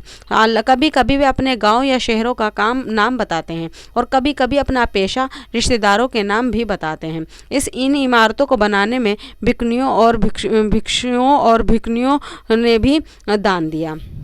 अब स्तूपों की जो है संरचना वो कैसी होती थी कि स्तूपों की संरचना टीले का जन्म गोलार्ध और लिए गए मिट्टी के टीले से हुआ, जिसके बाद में इसे अंड कहा गया। धीरे धीरे इसकी रचना ज़्यादा जटिल हो गई। इसमें कई चौकोर और गोले आकारों का संतुलन बनाया गया।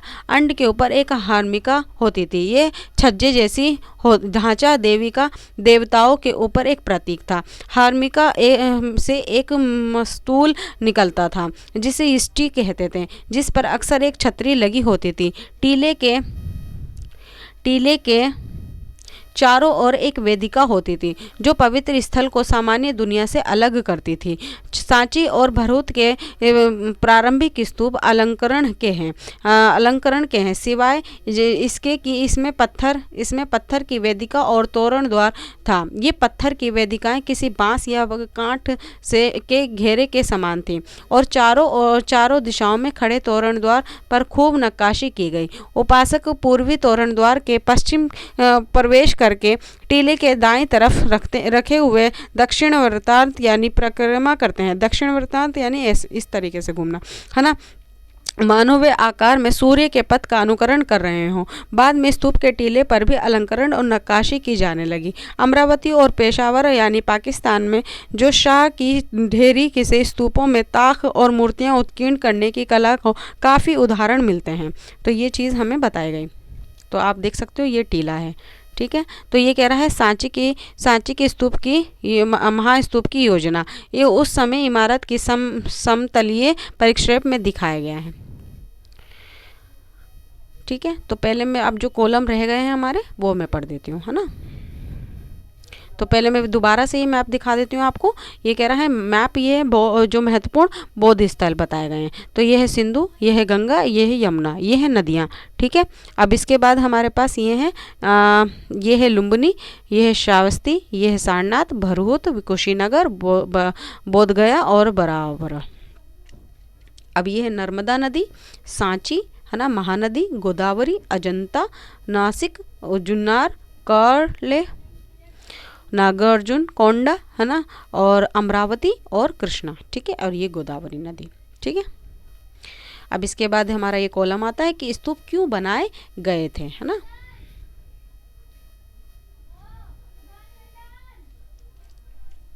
क्यों बनाए गए थे या क्यों बनाए जाते थे। तो ये देखो, यह उद्धरण महापरिनिर्वाण सूत्र से लिया गया है जो कि सूत पिटक का हिस्सा है ना। ये पुनर्निर्माण के बाद आनंद से पूछा कि भगवान तथागत बुद्ध का दूसरा नाम अवशेषों में क्या करेंगे।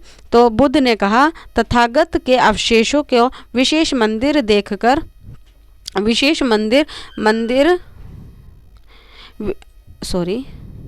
बुद्ध ने कहा कि तथागत के अवशेषों को विशेष आदर देकर खुद को मत रोको, धर्मोत्साही बनो, अपनी भलाई के लिए प्रयास करो, लेकिन विशेष आग्रह करने पर उन्हें बोले कि उन्हें तथागत के लिए 4 महापंथों के चौके पर थूप यानी के स्तूप का पाली रूप बनाया गया। जो भी वहाँ धूप या माला चढ़ाए वहाँ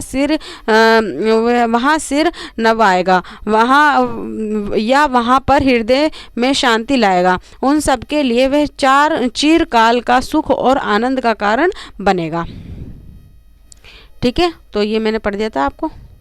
अब ये कह रहा है कि ये जो है सांची का एक धनात्मक अभिलेख, ऐसे सैकड़ों अभिलेख भरहूत और अमरावती में भी मिले हैं। अब ये चर्चा कीजिए कि सांची के महान स्तूप के मानचित्र 10.4.10 का और छायांकित चित्र 4.3 में क्या समानताएं मिलती हैं। तो आप ये देख सकते हो, ये है आपका ये दोनों चित्र, ठीक है। तो पहले ऐसे बनाए जाते थे, पहले स्तूप ऐसे बनाए जाते थे, फिर स्तूप ऐसे बने। तो महास्तूप की ऊंचाई और ऊर्ध्वाधर परिक्षेप में, तो अब ये ऊंचाई बन गई थी, पहले ये थोड़ी ऊंचाई थी, ठीक है, पहले टीले के। अब ये स्तूपों की खोज है कि अमरावती और सांची की नियति। जैसे कि हमने देखा कि हर स्तूप का अपना इतिहास है। कुछ इतिहास हमें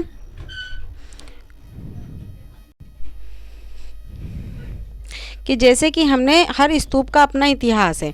कुछ इतिहास हमें बताते हैं कि वे कैसे बने, साथ साथ इसकी खोज भी इतिहास है। अब हम इसकी खोज व इतिहास पर एक नज़र डालें। 1796 में एक स्थानीय राजा को जो मंदिर बनाना चाहते थे, अचानक अमरावती के स्तूप के अवशेष मिल गए। उन्होंने उनके पत्थरों के इस्तेमाल करने का निश्चय किया। उन्हें ऐसा लगा कि इस छोटी सी पहाड़ी में संभवतः कोई खजाना छुपा हो। कुछ वर्षों के बाद कार्लिन मैकेंजी नामक एक अंग्रेजी अधिकारी इस इलाके से गुजरे। हालांकि उन्होंने कई मूर्तियां पाई, उसका विस्तृत चित्रण भी किया, लेकिन उनकी रिपोर्ट को कभी छपी नहीं। आप इनके बारे में 7 चैप्टर में पढ़ेंगे, ठीक है। अब ये कह रहे हैं 1854 में गुट्टूर आंध्र प्रदेश के कुशीनगर में अमरावती की यात्रा की। उन्होंने कई मूर्तियां और उत्कीर्ण पत्थर जमा किए। वे उन्हें मद्रास ले गए, है ना। तो उनके नाम पर एक एलियंट संगमरमर के नाम से जाना जाता था। और उन्होंने पश्चिम तोरण द्वार को भी खोज निकाला और इस निष्कर्ष पर पहुंचे कि अमरावती का स्तूप बुद्ध का सबसे विशाल और शानदार स्तूप था। 1850 के दशक में अमरावती के उत्कीर्ण पत्थर को अलग अलग जगहों पर ले जाए। कुछ पत्थर कलकत्ता में एशियाटिक सोसाइटी ऑफ बंगाल पहुंचे, तो कुछ पत्थर जो है मद्रास में इंडिया ऑफिस, है ना। तो कुछ पत्थर लंदन पहुंच गए। कई अंग्रेज अधिकारियों के बागों में अमरावती की मूर्तियां पाना कोई असामान्य बात नहीं थी। वस्तुतः इस इलाके पर हर नया अधिकारी यहां आकर कुछ मूर्तियां उठा ले जाता था कि उनके पहले के अधिकारी ने भी ऐसा किया।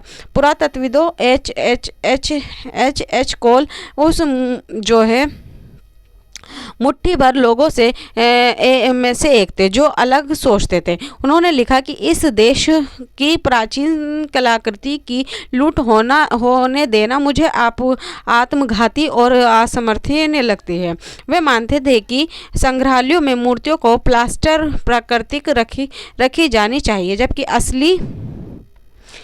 जबकि असली कृति खोज की जगह पर ही हो, है ना, रखी जानी चाहिए। दुर्भाग्य से कोल अधिकारी ने अमरावती पर इस बात के लिए राजी नहीं कर पाए, लेकिन खोज की जगह पर ही संरक्षण की बात को सांची के लिए मान लिया गया। सांची क्यों बच गया जबकि अमरावती नष्ट हो गया? शायद अमरावती की खोज थोड़ी पहले हो गई। तब तक विद्वान इस बात के महत्व को नहीं समझ पाए थे कि किस पुरातत्विक अवशेषों को उठाकर ले जाने के लिए बजाय खोज की जगह पर ही संरक्षित करना कितना महत्वपूर्ण था। जब 1818 में एक सांची की स्तूप की खोज हुई, इसके 3 तोरण द्वार तब भी खड़े थे। चौथी वहीं गिर गया था और टीला भी अच्छी हालत में था। तब भी यह सुझाव आया कि तोरण द्वार को पेरिस या लंदन भेज दिया जाए। अंततः कई कारणों से सांची का स्तूप वहीं बना रहा और आज भी बना हुआ है, जबकि अमरावती का महाचैत्य अब सिर्फ एक छोटा सा टीला है जिसका सारा गौरव नष्ट हो चुका है, क्योंकि वो सब ले गए थे उठा के। बाग बगीचों में रखी हुई थी वो मूर्तियां। अब आते हैं अपना, ये देखिए, ये होता है तोरण द्वार। ये देख लिया जी आप कैसे होता है। तो ये देखिए, ये है क्या सांची की पूर्वी जो है सांची का सजीव मूर्तियों का तोरण द्वार ये है, ठीक है। अब इसके बाद आते हैं अपना की चर्चा कीजिए कि खंड को दोबारा पढ़िए, कारण बताइए कि सांची क्यों बच गया। क्योंकि भाई सांची के लिए एक शाहजहां बेगम खड़ी थी और जिन्होंने इसकी मरम्मत में बहुत ज़्यादा योगदान दिया, और अमरावती जो है, अमरावती के लिए ऐसा कोई नहीं था जो उसका संरक्षक दे सके। तो तोरण का एक हिस्सा, क्या आपको लगता है कि सांची के तक्षक पाटलिपुत्र को खुलते हुए दर्शना चाह रहे थे? तो ये एक तोरण द्वार का हिस्सा है, ठीक है। अब आते हैं अपनी मूर्ति कला पे, ठीक है। तो मूर्ति कला अभी हमने पढ़ा कि किस तरह से स्तूपों में मूर्ति कला को यूरोप ले जाया गया। ऐसा इसलिए हुआ क्योंकि जिन लोगों ने मूर्तियों को देखा उन्होंने यह खूबसूरत और मूल्यवान लगी, इसलिए वे अपने लिए रख लेना चाहते थे। आइए इन मूर्तियों को ध्यान से देखें। तो कह रहा है पत्थरों से ढकी कथाएँ, पत्थरों में गढ़ी कथाएं। तो यहाँ पे ये बोल रहे हैं कि आप ऐसे घुमक्कड़ कथावाचकों को देखा होगा जो अपने साथ कपड़े या कागज बने चारण चित्र को लेकर घूमते हैं। जब वे कहानी कहते हैं तब वे इन चित्रों को दिखाते हैं। चित्र कह रहे हैं 4.13 देखो। तो अभी देखेंगे हम 4.13 यहाँ पर, ये ना, पहले पढ़ लेते हैं। तो ये कह रहा है देखिए पहली बार देखने पर तो इस जो है मूर्ति कला अंश में फंसा फूस की झोपड़ी और पेड़ों वाले ग्रामीण दृश्य का चित्रण जो है दिखता है, परंतु वे कला इतिहासकार जिन्होंने सांची की इस मूर्ति कला की गहराई से अध्ययन किया, इसे वैसंतर जातक से लिया गया एक दृश्य है। दृश्य बताता है कि यह कहानी एक ऐसे दानी राजकुमार के बारे में है जिन्होंने अपना सब कुछ एक ब्राह्मण को सौंप दिया और वह अपनी पत्नी और बच्चों के साथ जंगल में रहने चला गया। जैसे कि इस उदाहरण से स्पष्ट है कि अक्सर इतिहासकार किसी मूर्ति कला की व्याख्या लिखित साक्ष्यों के साथ तुलना के द्वारा करते हैं, है ना। तो आप ये देख सकते हो यहाँ पे मैं आपको दिखाती हूँ ये तो उत्तरी तोरण द्वार का एक हिस्सा। तो आप देखो, पहले मैं ये जूम करके दिखाती हूँ, ठीक है। तो ये तोरण द्वार पे ये चित्र बनाए गए हैं, ठीक है। अब ये कह रहा है कि उपासना के प्रतीक, उपासना यानी जिनकी हम पूजा करते हैं, जिनको हम मानते हैं। तो उपासना के प्रतीक, उपासना के बौद्ध जो है मूर्ति कला को समझने के लिए कला इतिहासकारों को बुद्ध के चरित्र लेखन के बारे में समझना पड़ता है। बौद्ध चरित्र लेखक के अनुसार एक वृक्ष के नीचे ध्यान करते बुद्ध को ज्ञान प्राप्ति। कई प्रारंभिक मूर्तिकारों ने बुद्ध को मानव रूप में न दिखाकर उनकी उपस्थिति प्रतीक के माध्यम से दर्शाने का प्रयास किया। उदाहरण के लिए आप देखो कि बुद्ध की ध्यान की दशा स्तूप महापरिनिर्वाण की प्रतीक बन गए। चक्र का भी प्रतीक के रूप में प्रयास इस्तेमाल किया गया है। जैसे कि आप ये चित्र देखोगे 4.1, 4.14, 4.15 और 4.16। तो मैं अभी आपको दिखाऊंगी कि इनका इस्तेमाल इन चित्रों के माध्यम से इस्तेमाल किया गया।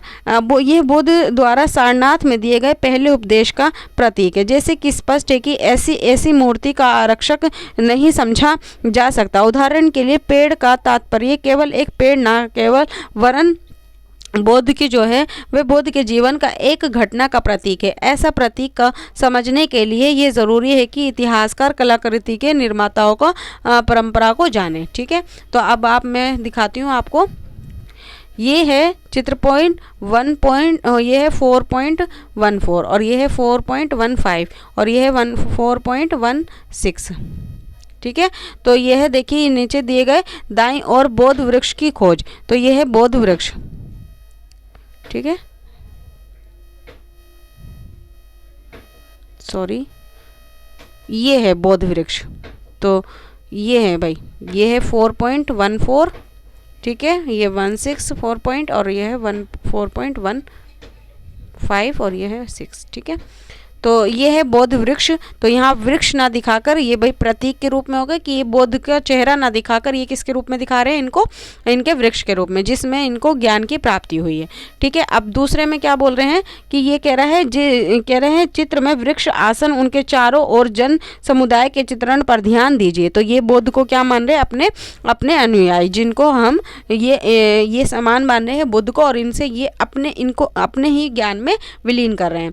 तो नीचे मध्य में दिखाया गया एक पूजा की स्तूप की पूजा। तो ये एक स्तूप है, ये है स्तूप, ठीक है, ये आपके सामने स्तूप है और ये इनकी सब पूजा कर रहे हैं, ठीक है, ये सब पूजा कर रहे हैं। और फिर इसके बाद ये क्या गया है, नीचे दिए गए, अब नीचे बाईं ओर धर्म चक्र प्रवर्तक। अब ये धर्म चक्र प्रवर्तक ये किसके रूप में दिखाया है, बुद्ध के रूप में, और ये सब इनकी आराधना कर रहे हैं, ठीक है, सब इनकी पूजा कर रहे हैं, ठीक है। अब इसके बाद कह रहे हैं लोक, कुछ रह तो नहीं गया अपने ऊपर, नहीं, ठीक है। अब आता है लोक परंपराएं। लोक परंपराएं क्या हैं कि सांची में उत्कीर्ण बहुत सी अन्य मूर्तियां शायद बौद्ध मत से सीधी जुड़ी नहीं थी। इनमें से कुछ सुंदर स्त्रियां भी मूर्तियों में उत्कीर्ण हैं, जो तोरण द्वार के किनारे एक पेड़ पकड़कर झूलती हुई दिखती हैं। तो आप ये इसमें देखिए, ये रहा चित्र 4.17 है कि यहाँ पे ये जो एक स्त्री है ये पेड़ से झूलती हुई दिखाई दे रही हैं, है ना। तो शुरू शुरू में विद्वान इस मूर्ति के महत्व के बारे में थोड़ा सा असमंजस थे। इस मूर्ति का त्याग और तपस्या से कोई रिश्ता नजर नहीं आता, लेकिन साहित्य परंपराओं के अध्ययन से वे समझ पाए कि ये संस्कृत भाषा में वर्णित शालभंजिका यानी कि शालभंजिका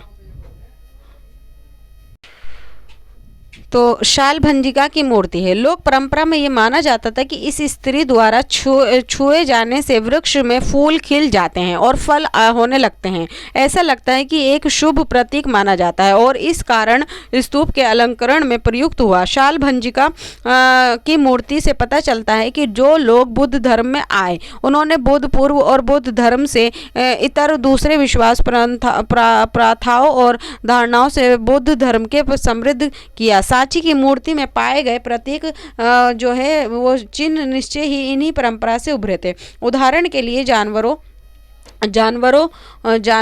के कुछ बहुत खूबसूरत उत्कीर्ण यहाँ पर पाए गए हैं। इन जानवरों में हाथी, घोड़े, बंदर, गाय, बैल शामिल हैं। हालांकि सांची में जातकों में लाई गई जानवरों की कई कहानियाँ। ऐसा लगता है कि यहाँ पर लोगों को आकर्षित करने के लिए जानवरों को उत्कीर्ण किया गया था। साथ ही जानवरों को मनुष्य के गुणों के प्रतीक के रूप में इस्तेमाल किया गया था। उदाहरण के लिए हाथी शक्ति और ज्ञान के प्रतीक माने गए। इन प्रतीकों में कमल दान हाथियों के बीच एक महिला को मूर्ति के प्रमुख है। ये हाथी उनके ऊपर जल छिड़क रहे हैं जैसे वे उनका अभिषेक कर रहे हों। यहाँ जहाँ कुछ इतिहासकार उनके बुद्ध को यानी माया से जोड़ते हैं, वह दूसरे इतिहासकार उन्हें एक लोकप्रिय देवी गण माने हाथी जो होता है गण लक्ष्मी मानते हैं। गण लक्ष्मी सौभाग्य जाने वाली देवी हैं जिन्हें प्राय हाथियों के साथ जोड़ा जाता है। यह भी संभव है कि इन उत्कीर्ण मूर्तियों को देखने वाले उपासक इन्हें माया और गण लक्ष्मी दोनों से जोड़ते हैं। कई स्तंभों पर दिखाए गए सर्पों को भी दिखाए गए हैं। यह प्रतीक भी लोक परंपराओं से लिया गया प्रतीक है जिनका ग्रंथों में हमेशा जिक्र नहीं होता था। दिलचस्प बात यह है कि कला पर लिखे जाने वाले आधुनिक इतिहासकार में एक शुरुआती इतिहासकार जेम्स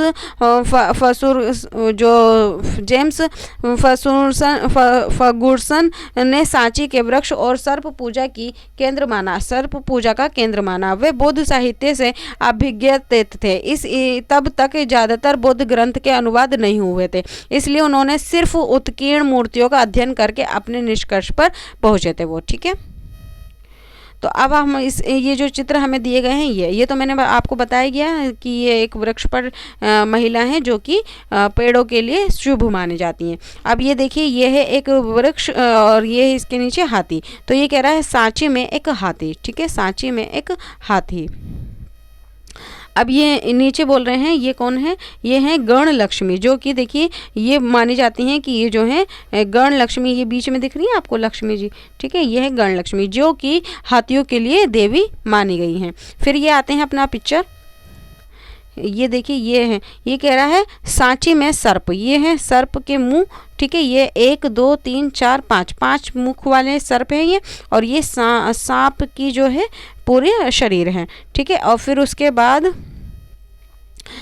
बाद अब हम ये पढ़ते हैं अपना कि अतीत से प्राप्त चित्र पत्थर की कलाकृतियों में लंबे समय तक सुरक्षित बच जाती हैं। इसलिए इतिहासकारों को यह आसानी से उपलब्ध हो जाता है कि लेकिन अतीत में चित्र जैसे कि संप्रेषक के दूसरे माध्यम भी इस्तेमाल जो है किए जाते थे। उनमें जो सबसे अच्छी हालत में बचे हुए हैं वे गुफाओं की दीवारों पर बने चित्र हैं। इसमें अजंता जो कि महाराष्ट्र में है कि चित्र काफी प्रसिद्ध है। अजंता के चित्र जातकों की कथाएं दिखाते हैं। इनमें राजा दरबार और जीवन शोभा यात्रा, काम करते हुए स्त्री पुरुषों और त्योहारों मनाने के लिए चित्र दिए गए हैं।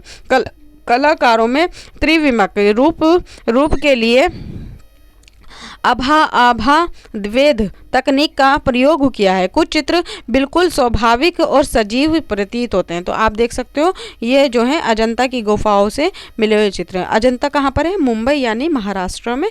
ठीक है, अजंता की गुफाओं में। तो आप देख सकते हो ये बिल्कुल ऐसे लग रहे हैं जैसे अभी ही बाहर आएंगे ये अपनी फ़ोटो से। ठीक है, तो ये है कह रहा है अजंता में एक चित्र, बैठे हुए व्यक्ति और उनके सेवकों पर गौर कीजिए। ठीक है, यस। अब अन्य आते हैं कि पहली सदी की मूर्ति। तो पहले बुद्ध जो हैं इस तरीके से दिखाए गए, पहले खड़ी दिखाए जाते थे, फिर बाद में बैठे हुए ज्ञान की प्राप्ति के रूप में दिखाए गए हैं। तो अब कह रहा है नई धार्मिक जो है परंपराएं, महायान और बौद्ध मत का विकास। तो ईसा की प्रथम सदी के बाद बौद्ध अवधारणा और व्यवहार में बदलाव नजर आते हैं। प्रारंभिक बौद्ध मत में निम्बान यानी के व्यक्ति प्रयास को विशेष महत्व दिया गया। बौद्ध को भी एक मनुष्य समझा जाता था जिन्होंने व्यक्तिगत प्रयास से प्रबोध और निम्बान प्राप्त किया, परंतु धीरे धीरे एक मुक्तिदाता की परिकल्पना उभरने लगी। ये विश्वास किया जाने लगा कि वे मुक्ति दिलवा सकते थे। साथ ही साथ बोधिसत्व की आराधना भी उभरने लगी। बोधिसत्व को परम करुणामय जीव माना गया है जो अपने सत्कर्मों से पुण्य कमाते हैं थे, लेकिन वे इस पुण्य का प्रयोग दुनिया को दुखों से छोड़ देने के लिए और निम्बान प्राप्ति के लिए नहीं करते थे, बल्कि वे इससे दूसरों की सहायता करते थे। बुद्ध और बोधिसत्वों की मूर्ति की पूजा इस परंपरा का एक महत्वपूर्ण अंग बन गया। चिंतक इस नई परंपरा को महायान के नाम से जाना गया। जिन लोगों ने इन विश्वासों को अपनाया उन्हें पुरानी परंपरा को हीनयान नाम से संबोधित किया गया। तो बुद्ध जो है दो धर्मों में दो गाथाओं में बट गया, एक हीनयान और एक महायान। ठीक है, तो पहले हीनयान जिन्होंने पुरानी परंपराओं को माना और बौद्ध ने जिस रूप में शिक्षाएं दी थी वैसे ही बताया। तो पहले बुद्ध की मूर्ति खड़ी जो है दिखाई गई है, इसमें पूरा शरीर इंसानी रूप में दिखाया गया है, तो हीनयान के रूप में माना गया। अब इसके बाद ये आते हैं अपना हीनयान या थेरवाद। हीनयान महायान के अनुयायी दूसरे बौद्ध परंपराओं के समर्थकों में को हीनयान के अनुयायी कहते थे, लेकिन पुरातन परंपरा के अनुयायी खुद को थेरवाद कहते थे। इसका मतलब है कि लोग जिन्होंने पुरानी प्रतिष्ठाओं जैसे बुद्ध ने जो जैसे कहा था वैसे ही बता दिया, उन्होंने पुरानी प्रतिष्ठा बोली। शिक्षकों जिन्हें थेर कहते थे कि बताए रास्तों पर चलने वाले। ठीक है, तो जैसे उन्होंने बुद्ध ने बताए हैं वैसे। अब इसके बाद ये बोलते हैं कि जो पौराणिक हिंदू धर्म का उदय, पौराणिक है ना। तो पहले हम ये पढ़ते हैं। पहले ये देखिए, पहले आप ये फोटो देख लो अच्छे से, ये देखो नीचे से देखते जाओ, ध्यान से देखते जाना। अब इसके बाद ये देखती है, कह रहा है विष्णु भगवान के एक अवतार है। विष्णु का वह अवतार जिन्हें उन्हें पृथ्वी देवी को बचाते हुए दिखाया गया। लगभग 6ठी सदी एल्होल जो है कर्नाटक में एल्होल है। मूर्ति में दी गई आकृति के आपसी अनुपात में फर्क से क्या समझ पाते हैं। तो ये देखिए, ये जो है ये देखिए, ये है विष्णु। ठीक है, अब ये जो है विष्णु के अवतार के रूप में है और इन्होंने किसको बचाया है? पृथ्वी माता को। ठीक है, ये जो है इनके कंधों पर है पृथ्वी माता और इन्होंने विष्णु के रूप में अवतार लेके इनको बचाया है। ठीक है, अभी कह रहा है मुक्तिदाता की कल्पना सिर्फ बौद्ध धर्म द्वारा सीमित नहीं थी।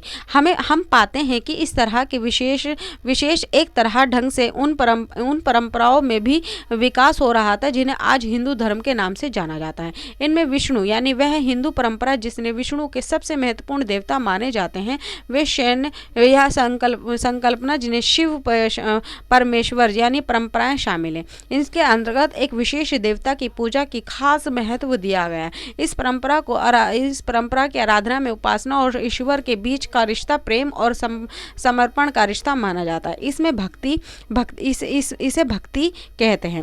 विष्णुवाद के कई अवतार के इर्द गिर्द पूजा पद्धति विकसित हुई। इस परंपरा के अंदर 10 अवतारों की कल्पना है। यह माना जाता है कि पापियों के बढ़ते प्रभाव के चलते जब दुनिया में अव्यवस्था के और नाश की स्थिति आती है, तब विश्व की रक्षा के लिए भगवान अलग अलग रूपों में अवतार लेते हैं। संभवतः अलग अलग अवतार देश के भिन्न भिन्न हिस्सों में लोकप्रिय थे। इन सब स्थानीय देवताओं को विष्णु का रूप मान लेना एकाकृत धार्मिक परंपरा के निर्माण का एक महत्वपूर्ण तरीका था। कई अवतारों को मूर्ति के रूप में दिखाया गया। दूसरे देवताओं को भी मूर्ति बनी शिव और उनके प्रतीक लिंग के रूप में बनाया गया। लेकिन उन्हें कई बार मनुष्य के रूप में दिखाया गया। ये सारे चित्रण देवताओं में जुड़ी हुई मिश्रित अवधारणाओं पर आधारित हैं। उन्हें उनकी खूबियों और प्रतीकों को उनके शिरो वस्त्र यानी आभूषण, आयु वर्दो यानी हथियार और हाथ से धारण किए गए अन्य शुभ अस्त्र और बैठने की शैली में इंगित किया जाता था। इन मूर्तियों को अलंकन का मतलब समझने के लिए इतिहासकारों को इनसे जुड़ी हुई कहानियों से परिचित होना पड़ता था। कई कहानियां प्रथम शताब्दी से शताब्दी के मध्य ब्राह्मणों द्वारा रचित पुराणों में पाई जाती है। इनमें बहुत से किस्से ऐसे हैं जो सैकड़ों वर्षों पहले रचने के बाद सुनाए जाते थे। हमें देवी देवताओं की भी कहानियां हैं। सामान्यतः उन्हें संस्कृत श्लोकों में लिखा गया था। इन्हें ऊंची आवाज में पढ़ा जाता था, जिन्हें कोई सुन सकता था। महिलाएं और शूद्र इन्हें वैदिक साहित्य पढ़ने सुनने की अनुमति नहीं थी। पुराणों को सुन सकते थे।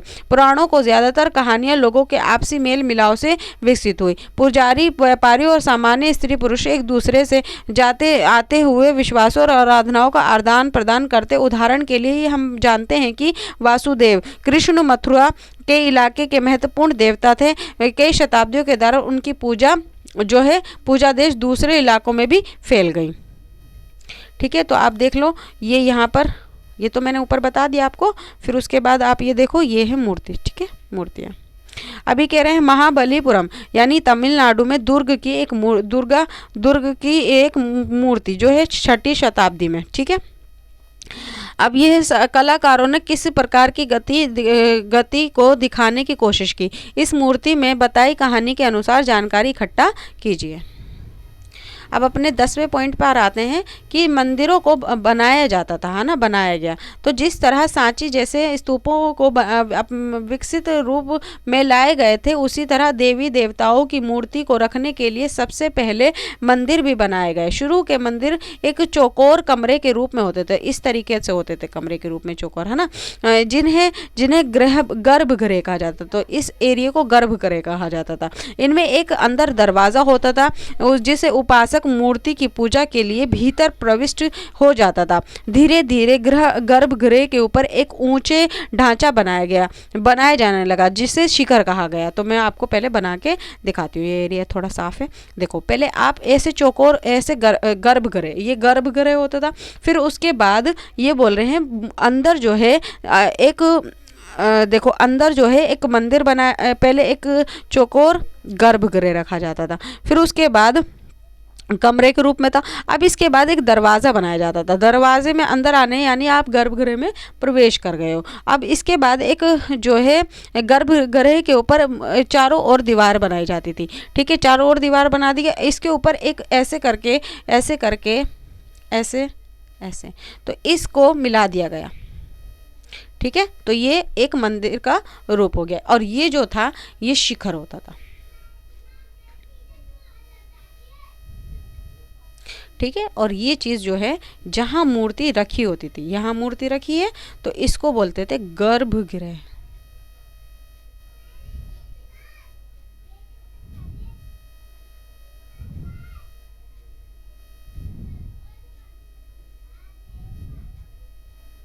ठीक है, गर्भगृह तो समझ में आ गया होगा आपको। ठीक है, तो देखो ये दिखाया भी गया अच्छे से, ये रहा। ठीक है, कह रहा है एक मंदिर जो है वो देवड़ यानी उत्तर प्रदेश में 5वीं सदी में दिखाया गया है। तो पहले देखो, ये चौकोर ही है। ठीक है ना। अब कह रहे हैं कि मंदिर की दीवारों का अक्सर भित्ति चित्र उत्कीर्ण किए जाते थे। बाद के युग में मंदिर के स्थापत्य का काफ़ी विकास हुआ। अब मंदिरों के साथ विशाल सभा स्थल, ऊंची दीवारें, तोरण भी जुड़े गए। जब जल आपूर्ति का इंतज़ाम भी किया गया। शुरू के मंदिरों के एक खास बात यह थी कि इनमें से कुछ पहाड़ियों को काट कर खोखला करके कृत्रिम गुफाओं के रूप में बनाए गए। कृत्रिम गुफाएं बनाने की परंपरा काफ़ी पुरानी है। पुरानी थी। ठीक है, तो आप ये देख सकते हो। अब ये कह रहा है गर्भगृह में प्रवेश और शिखर के अवशेषों को पहचानो, तो आप ये इसमें कह रहे हैं। ठीक है, गर्भगृह, तो गर्भगृह यहाँ हो जाएगा हमारा, है ना, और शिखर ये हो जाएगा हमारा। ठीक है, अब ये कह रहे हैं कि यहाँ पे देखिए, ये कह रहे हैं शेषनाग पर आराम करते हुए विष्णु की मूर्ति, जो कि देवगढ़ उत्तर प्रदेश में 5वीं शताब्दी में। तो ये है शेषनाग, और ये देखिए, ये है शेषनाग, और इनके ऊपर आराम कर रहे हैं, हाँ, विष्णु जी। ठीक है, ये इनके ऊपर आराम कर रहे हैं। अब ये आते हैं कि सबसे प्राचीन कृत्रिम गुफा ईसा पूर्व 3री सदी में अशोक के संदेश में आजीविका संप्रदाय के संतों के लिए बनाई गई। ये परंपरा अलग अलग चरणों में विकसित होती रही। इसका सबसे विकसित रूप हमें 6ठी सदी के कैलाशनाथ यानी शिव का एक नाम के रूप मंदिर में नजर आता है। इसमें पूरी पहाड़ी काटकर उसे मंदिर का रूप दिया गया। ये एक जो है एक ताम्रपर्ण अभिलेख एलोरा का प्रमुख तक्षक द्वारा इसका निर्माण समाप्त करने के बाद उसके आश्चर्य को व्यक्त करता है। हे भगवान, ये मैंने कैसे बनाया? तो एक पहाड़ी को काटकर ये बनाया गया, ये देखिएगा। ठीक है, एक पहाड़ी को काटकर बनाया गया है ये पूरा मंदिर, ये देखिए। अब ये एक है, कह रहा है बराबर में, क्या कह रहा है, बराबर में बिहार की गुफाएं लगभग 3री सदी में। तो ये है बिहार की गुफा। ठीक है, अब इसके बाद ये है कैलाश मंदिर। ये कह रहा है एलोरा, जो कि महाराष्ट्र में है, और एलोरा में ये पूरी पहाड़ी को ही काट कर बनाया गया ये मंदिर है। कह रहा है सारा ढांचा एक चट्टान को काट कर तैयार किया गया है। अब अपने 11 नंबर पे आते हैं कि क्या हम सब कुछ देख समझ सकते हैं। देखिए, 1.5 घंटे की वीडियो गई है। प्लीज़ मेरे जो चैनल है उसको सब्सक्राइब कर दीजिए। बीच में मैंने बता दिया है, आपको याद दिला दिया है। ठीक है, और काफ़ी टाइम भी हो गया है, पढ़ते पढ़ते हमें 1.5 घंटा ऑलमोस्ट हो गया है इस वीडियो को समझते हुए। अब आते हैं, क्या हम सब कुछ देख समझ सकते हैं। तो अब तक आपको हमारे अतीत की समृद्ध दृश्य परंपराओं की एक जो है झलक मिल चुकी है। ये परंपराएं ईंटें और पत्थरों से निर्मित स्थापत्य कला, मूर्ति कला और चित्रकला के रूप में हमारे सामने आई। हमने पाया कि समय के बहाव में कुछ नष्ट हो गया, लेकिन जो बचा है उसे संरक्षित है। वे हमें इस भव्य कलाकृतियों के निर्माण कलाकारों, मूर्ति राजगिरों और वास्तुकारों की दृष्टि से परिचित कराता है। लेकिन हम उनके संदेश को बिना दुविधा के अपने आप समझ सकते हैं? क्या हम कभी यह पूरी तरह समझ पाएंगे कि जो लोग इन प्राकृतियों को देखते हैं वो पूछते हैं और उनका क्या महत्व था? तो अनजान को समझाने की कोशिश, अनजान को, है ना। तो ये स्मरणीय है कि यूरोप के विद्वानों ने 19वीं सदी में जब देवी देवताओं की मूर्तियां जो देखी, तो उनकी पृष्ठभूमि और महत्व को नहीं समझ पाए। कई सिरे हाथों वाली या मनुष्यों और जानवरों के रूपों को मिलाकर बनाई गई मूर्तियां उन्हें विकृत लगती थी और कई बार वे घृणा से भर जाते थे। इन शुरू के विद्वानों ने ऐसे अजीबो-गरीब मूर्तियों की समझ बनाने के लिए उनकी तुलना एक ऐसी परंपरा से की जिससे परिचित थे। यही प्राचीन यूनान की कला परंपरा। हालांकि वे प्रारंभिक भारतीय मूर्तिकार को यूनान की कला से भिन्न स्तर का मानते थे। बुद्ध और बौद्धिस्त्व की मूर्ति की खोज वे काफ़ी उत्साहित थे।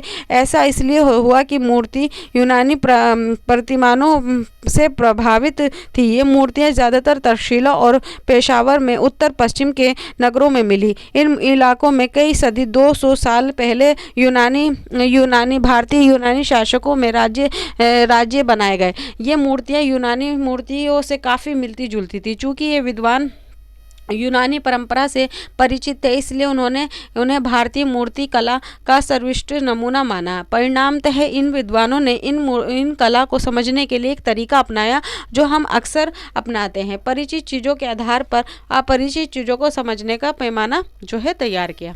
तो आप ये देख सकते हो, ये भी मूर्ति है। ठीक है, पहले ही समझ में नहीं आती थी इनको, फिर बाद में समझ आने लग गई। कह रहे यदि लिखित और दृश्य का मेल ना हो तो एक समस्या एक और समस्या पर नज़र डालें कि हमने पाया कि किसी मूर्ति का महत्व और संदर्भ समझने के लिए कला के इतिहासकार अक्सर लिखते ग्रंथों में जानकारी इकट्ठा करते हैं कि भारतीय मूर्तियों की यूनानी मूर्तियों से तुलना कर निष्कर्ष निकालने की अपेक्षा ये निश्चय ही ज़्यादातर बेहतर तरीका ही, हालांकि लेकिन कुछ बहुत आसान नहीं हुआ। इसका सबसे दिलचस्प उदाहरण है महाबलीपुरम, यानी कि तमिलनाडु में एक विशाल चट्टान पर उत्कीर्ण मूर्ति है।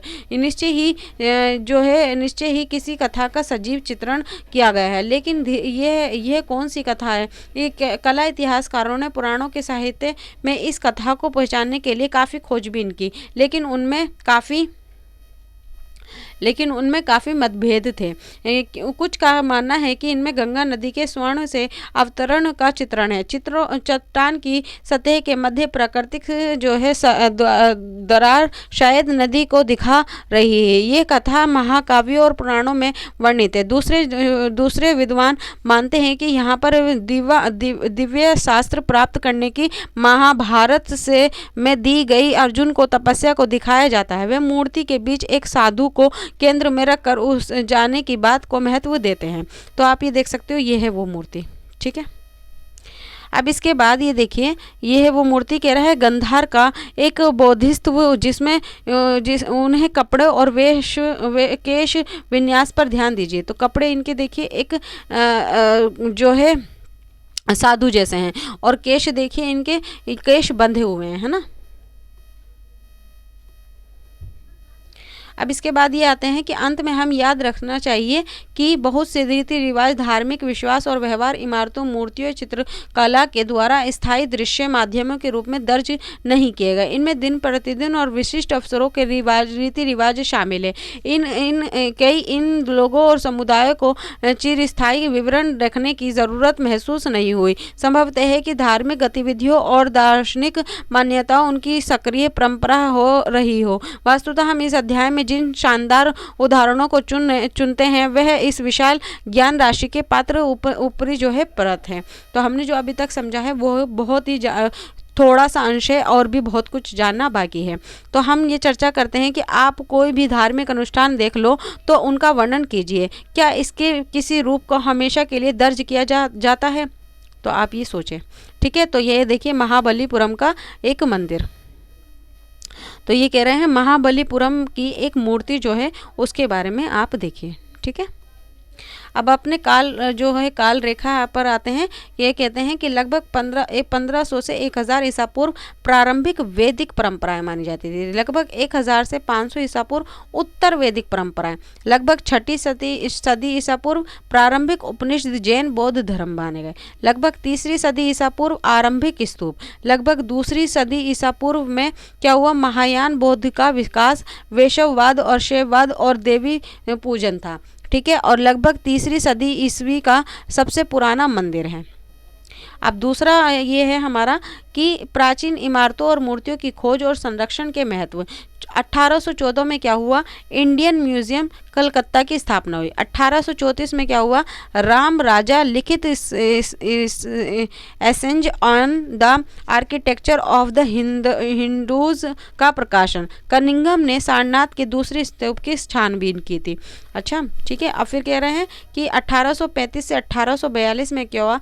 जेम्स फर्गुसन ने महत्वपूर्ण पुरातात्विक स्थलों का सर्वेक्षण किया, और 1851 में गवर्नमेंट म्यूजियम मद्रास की स्थापना हुई। 1854 में अलेक्जेंडर कनिंघम ने भिलवा टॉप्स लिखी, जो सांची पर लिखी गई सबसे प्रारंभिक पुस्तकों में से एक है। और 1878 में राजेंद्र लाल मित्र की पुस्तक बुद्ध गया द हेरिटेज ऑफ शनि मुनि का प्रकाशन हुआ, यानी वो छापी गई। 1880 में H.H. कोल को प्राचीन इमारतों का संरक्षाध्यक्ष बनाया गया, और 1888 में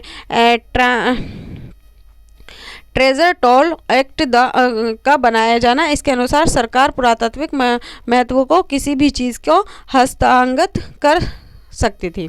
अब 20वीं सदी में क्या हुआ? 1914 में जॉन मार्शल और अल्फ्रेड फूसे की the museum the monument of Sanchi पुस्तक का प्रकाशन हुआ। 1923 में जॉन मार्शल की पुस्तक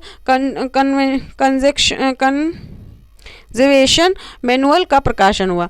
1955 में प्रधानमंत्री जवाहरलाल नेहरू ने राष्ट्रीय संग्रहालय बनाया, नई दिल्ली में नींव रखी। 1889 में सांची को एक विशाल कलादाय स्थान घोषित किया गया। ठीक है, तो ये हो गया। अब इसके बाद ही अपने क्वेश्चन आंसर आ जाते हैं। ये कह रहा है सांची की एक मूर्ति। ठीक है, तो ये है, तो ये क्वेश्चन आंसर हो गए हैं अपना। और फिर अब अपने बाकी की चीज़ें हम नेक्स्ट चैप्टर में पढ़ेंगे। ठीक है, और आई होप आपको ये समझ में आ गया हो अच्छे से, और मैं उम्मीद करती हूँ अब हम भाग जो है भाग अपना 2 करेंगे, भाग 2 करेंगे, और पाठ अपना 5 करेंगे। ठीक है, पाठ अपना 5 करेंगे, 5। अभी मैंने 4 करवाया, आपको 4 करवाया अभी। ठीक है, तो thank you so much everyone. आप प्लीज़ मेरे चैनल को लाइक कर दीजिए, शेयर कर दीजिए, सब्सक्राइब कर दीजिए, और अपने दोस्तों को बताइए कि एक ही चैप्टर, कोशिश करती है मैम कि पूरी वीडियो जो है एक ही चैप्टर में हो जाए। 1 घंटा 43 मिनट और 18 सेकेंड हमारी ये वीडियो बन गई है। Okay, thank you so much. ऐसे ही पढ़ते रहिए और देश का नाम रोशन करते रहिए। जय हिंद, जय भारत, और खुदा हाफिज़, अल्लाह हाफिज़, और थैंक यू सो मच अपना कीमती टाइम मुझे देने के लिए।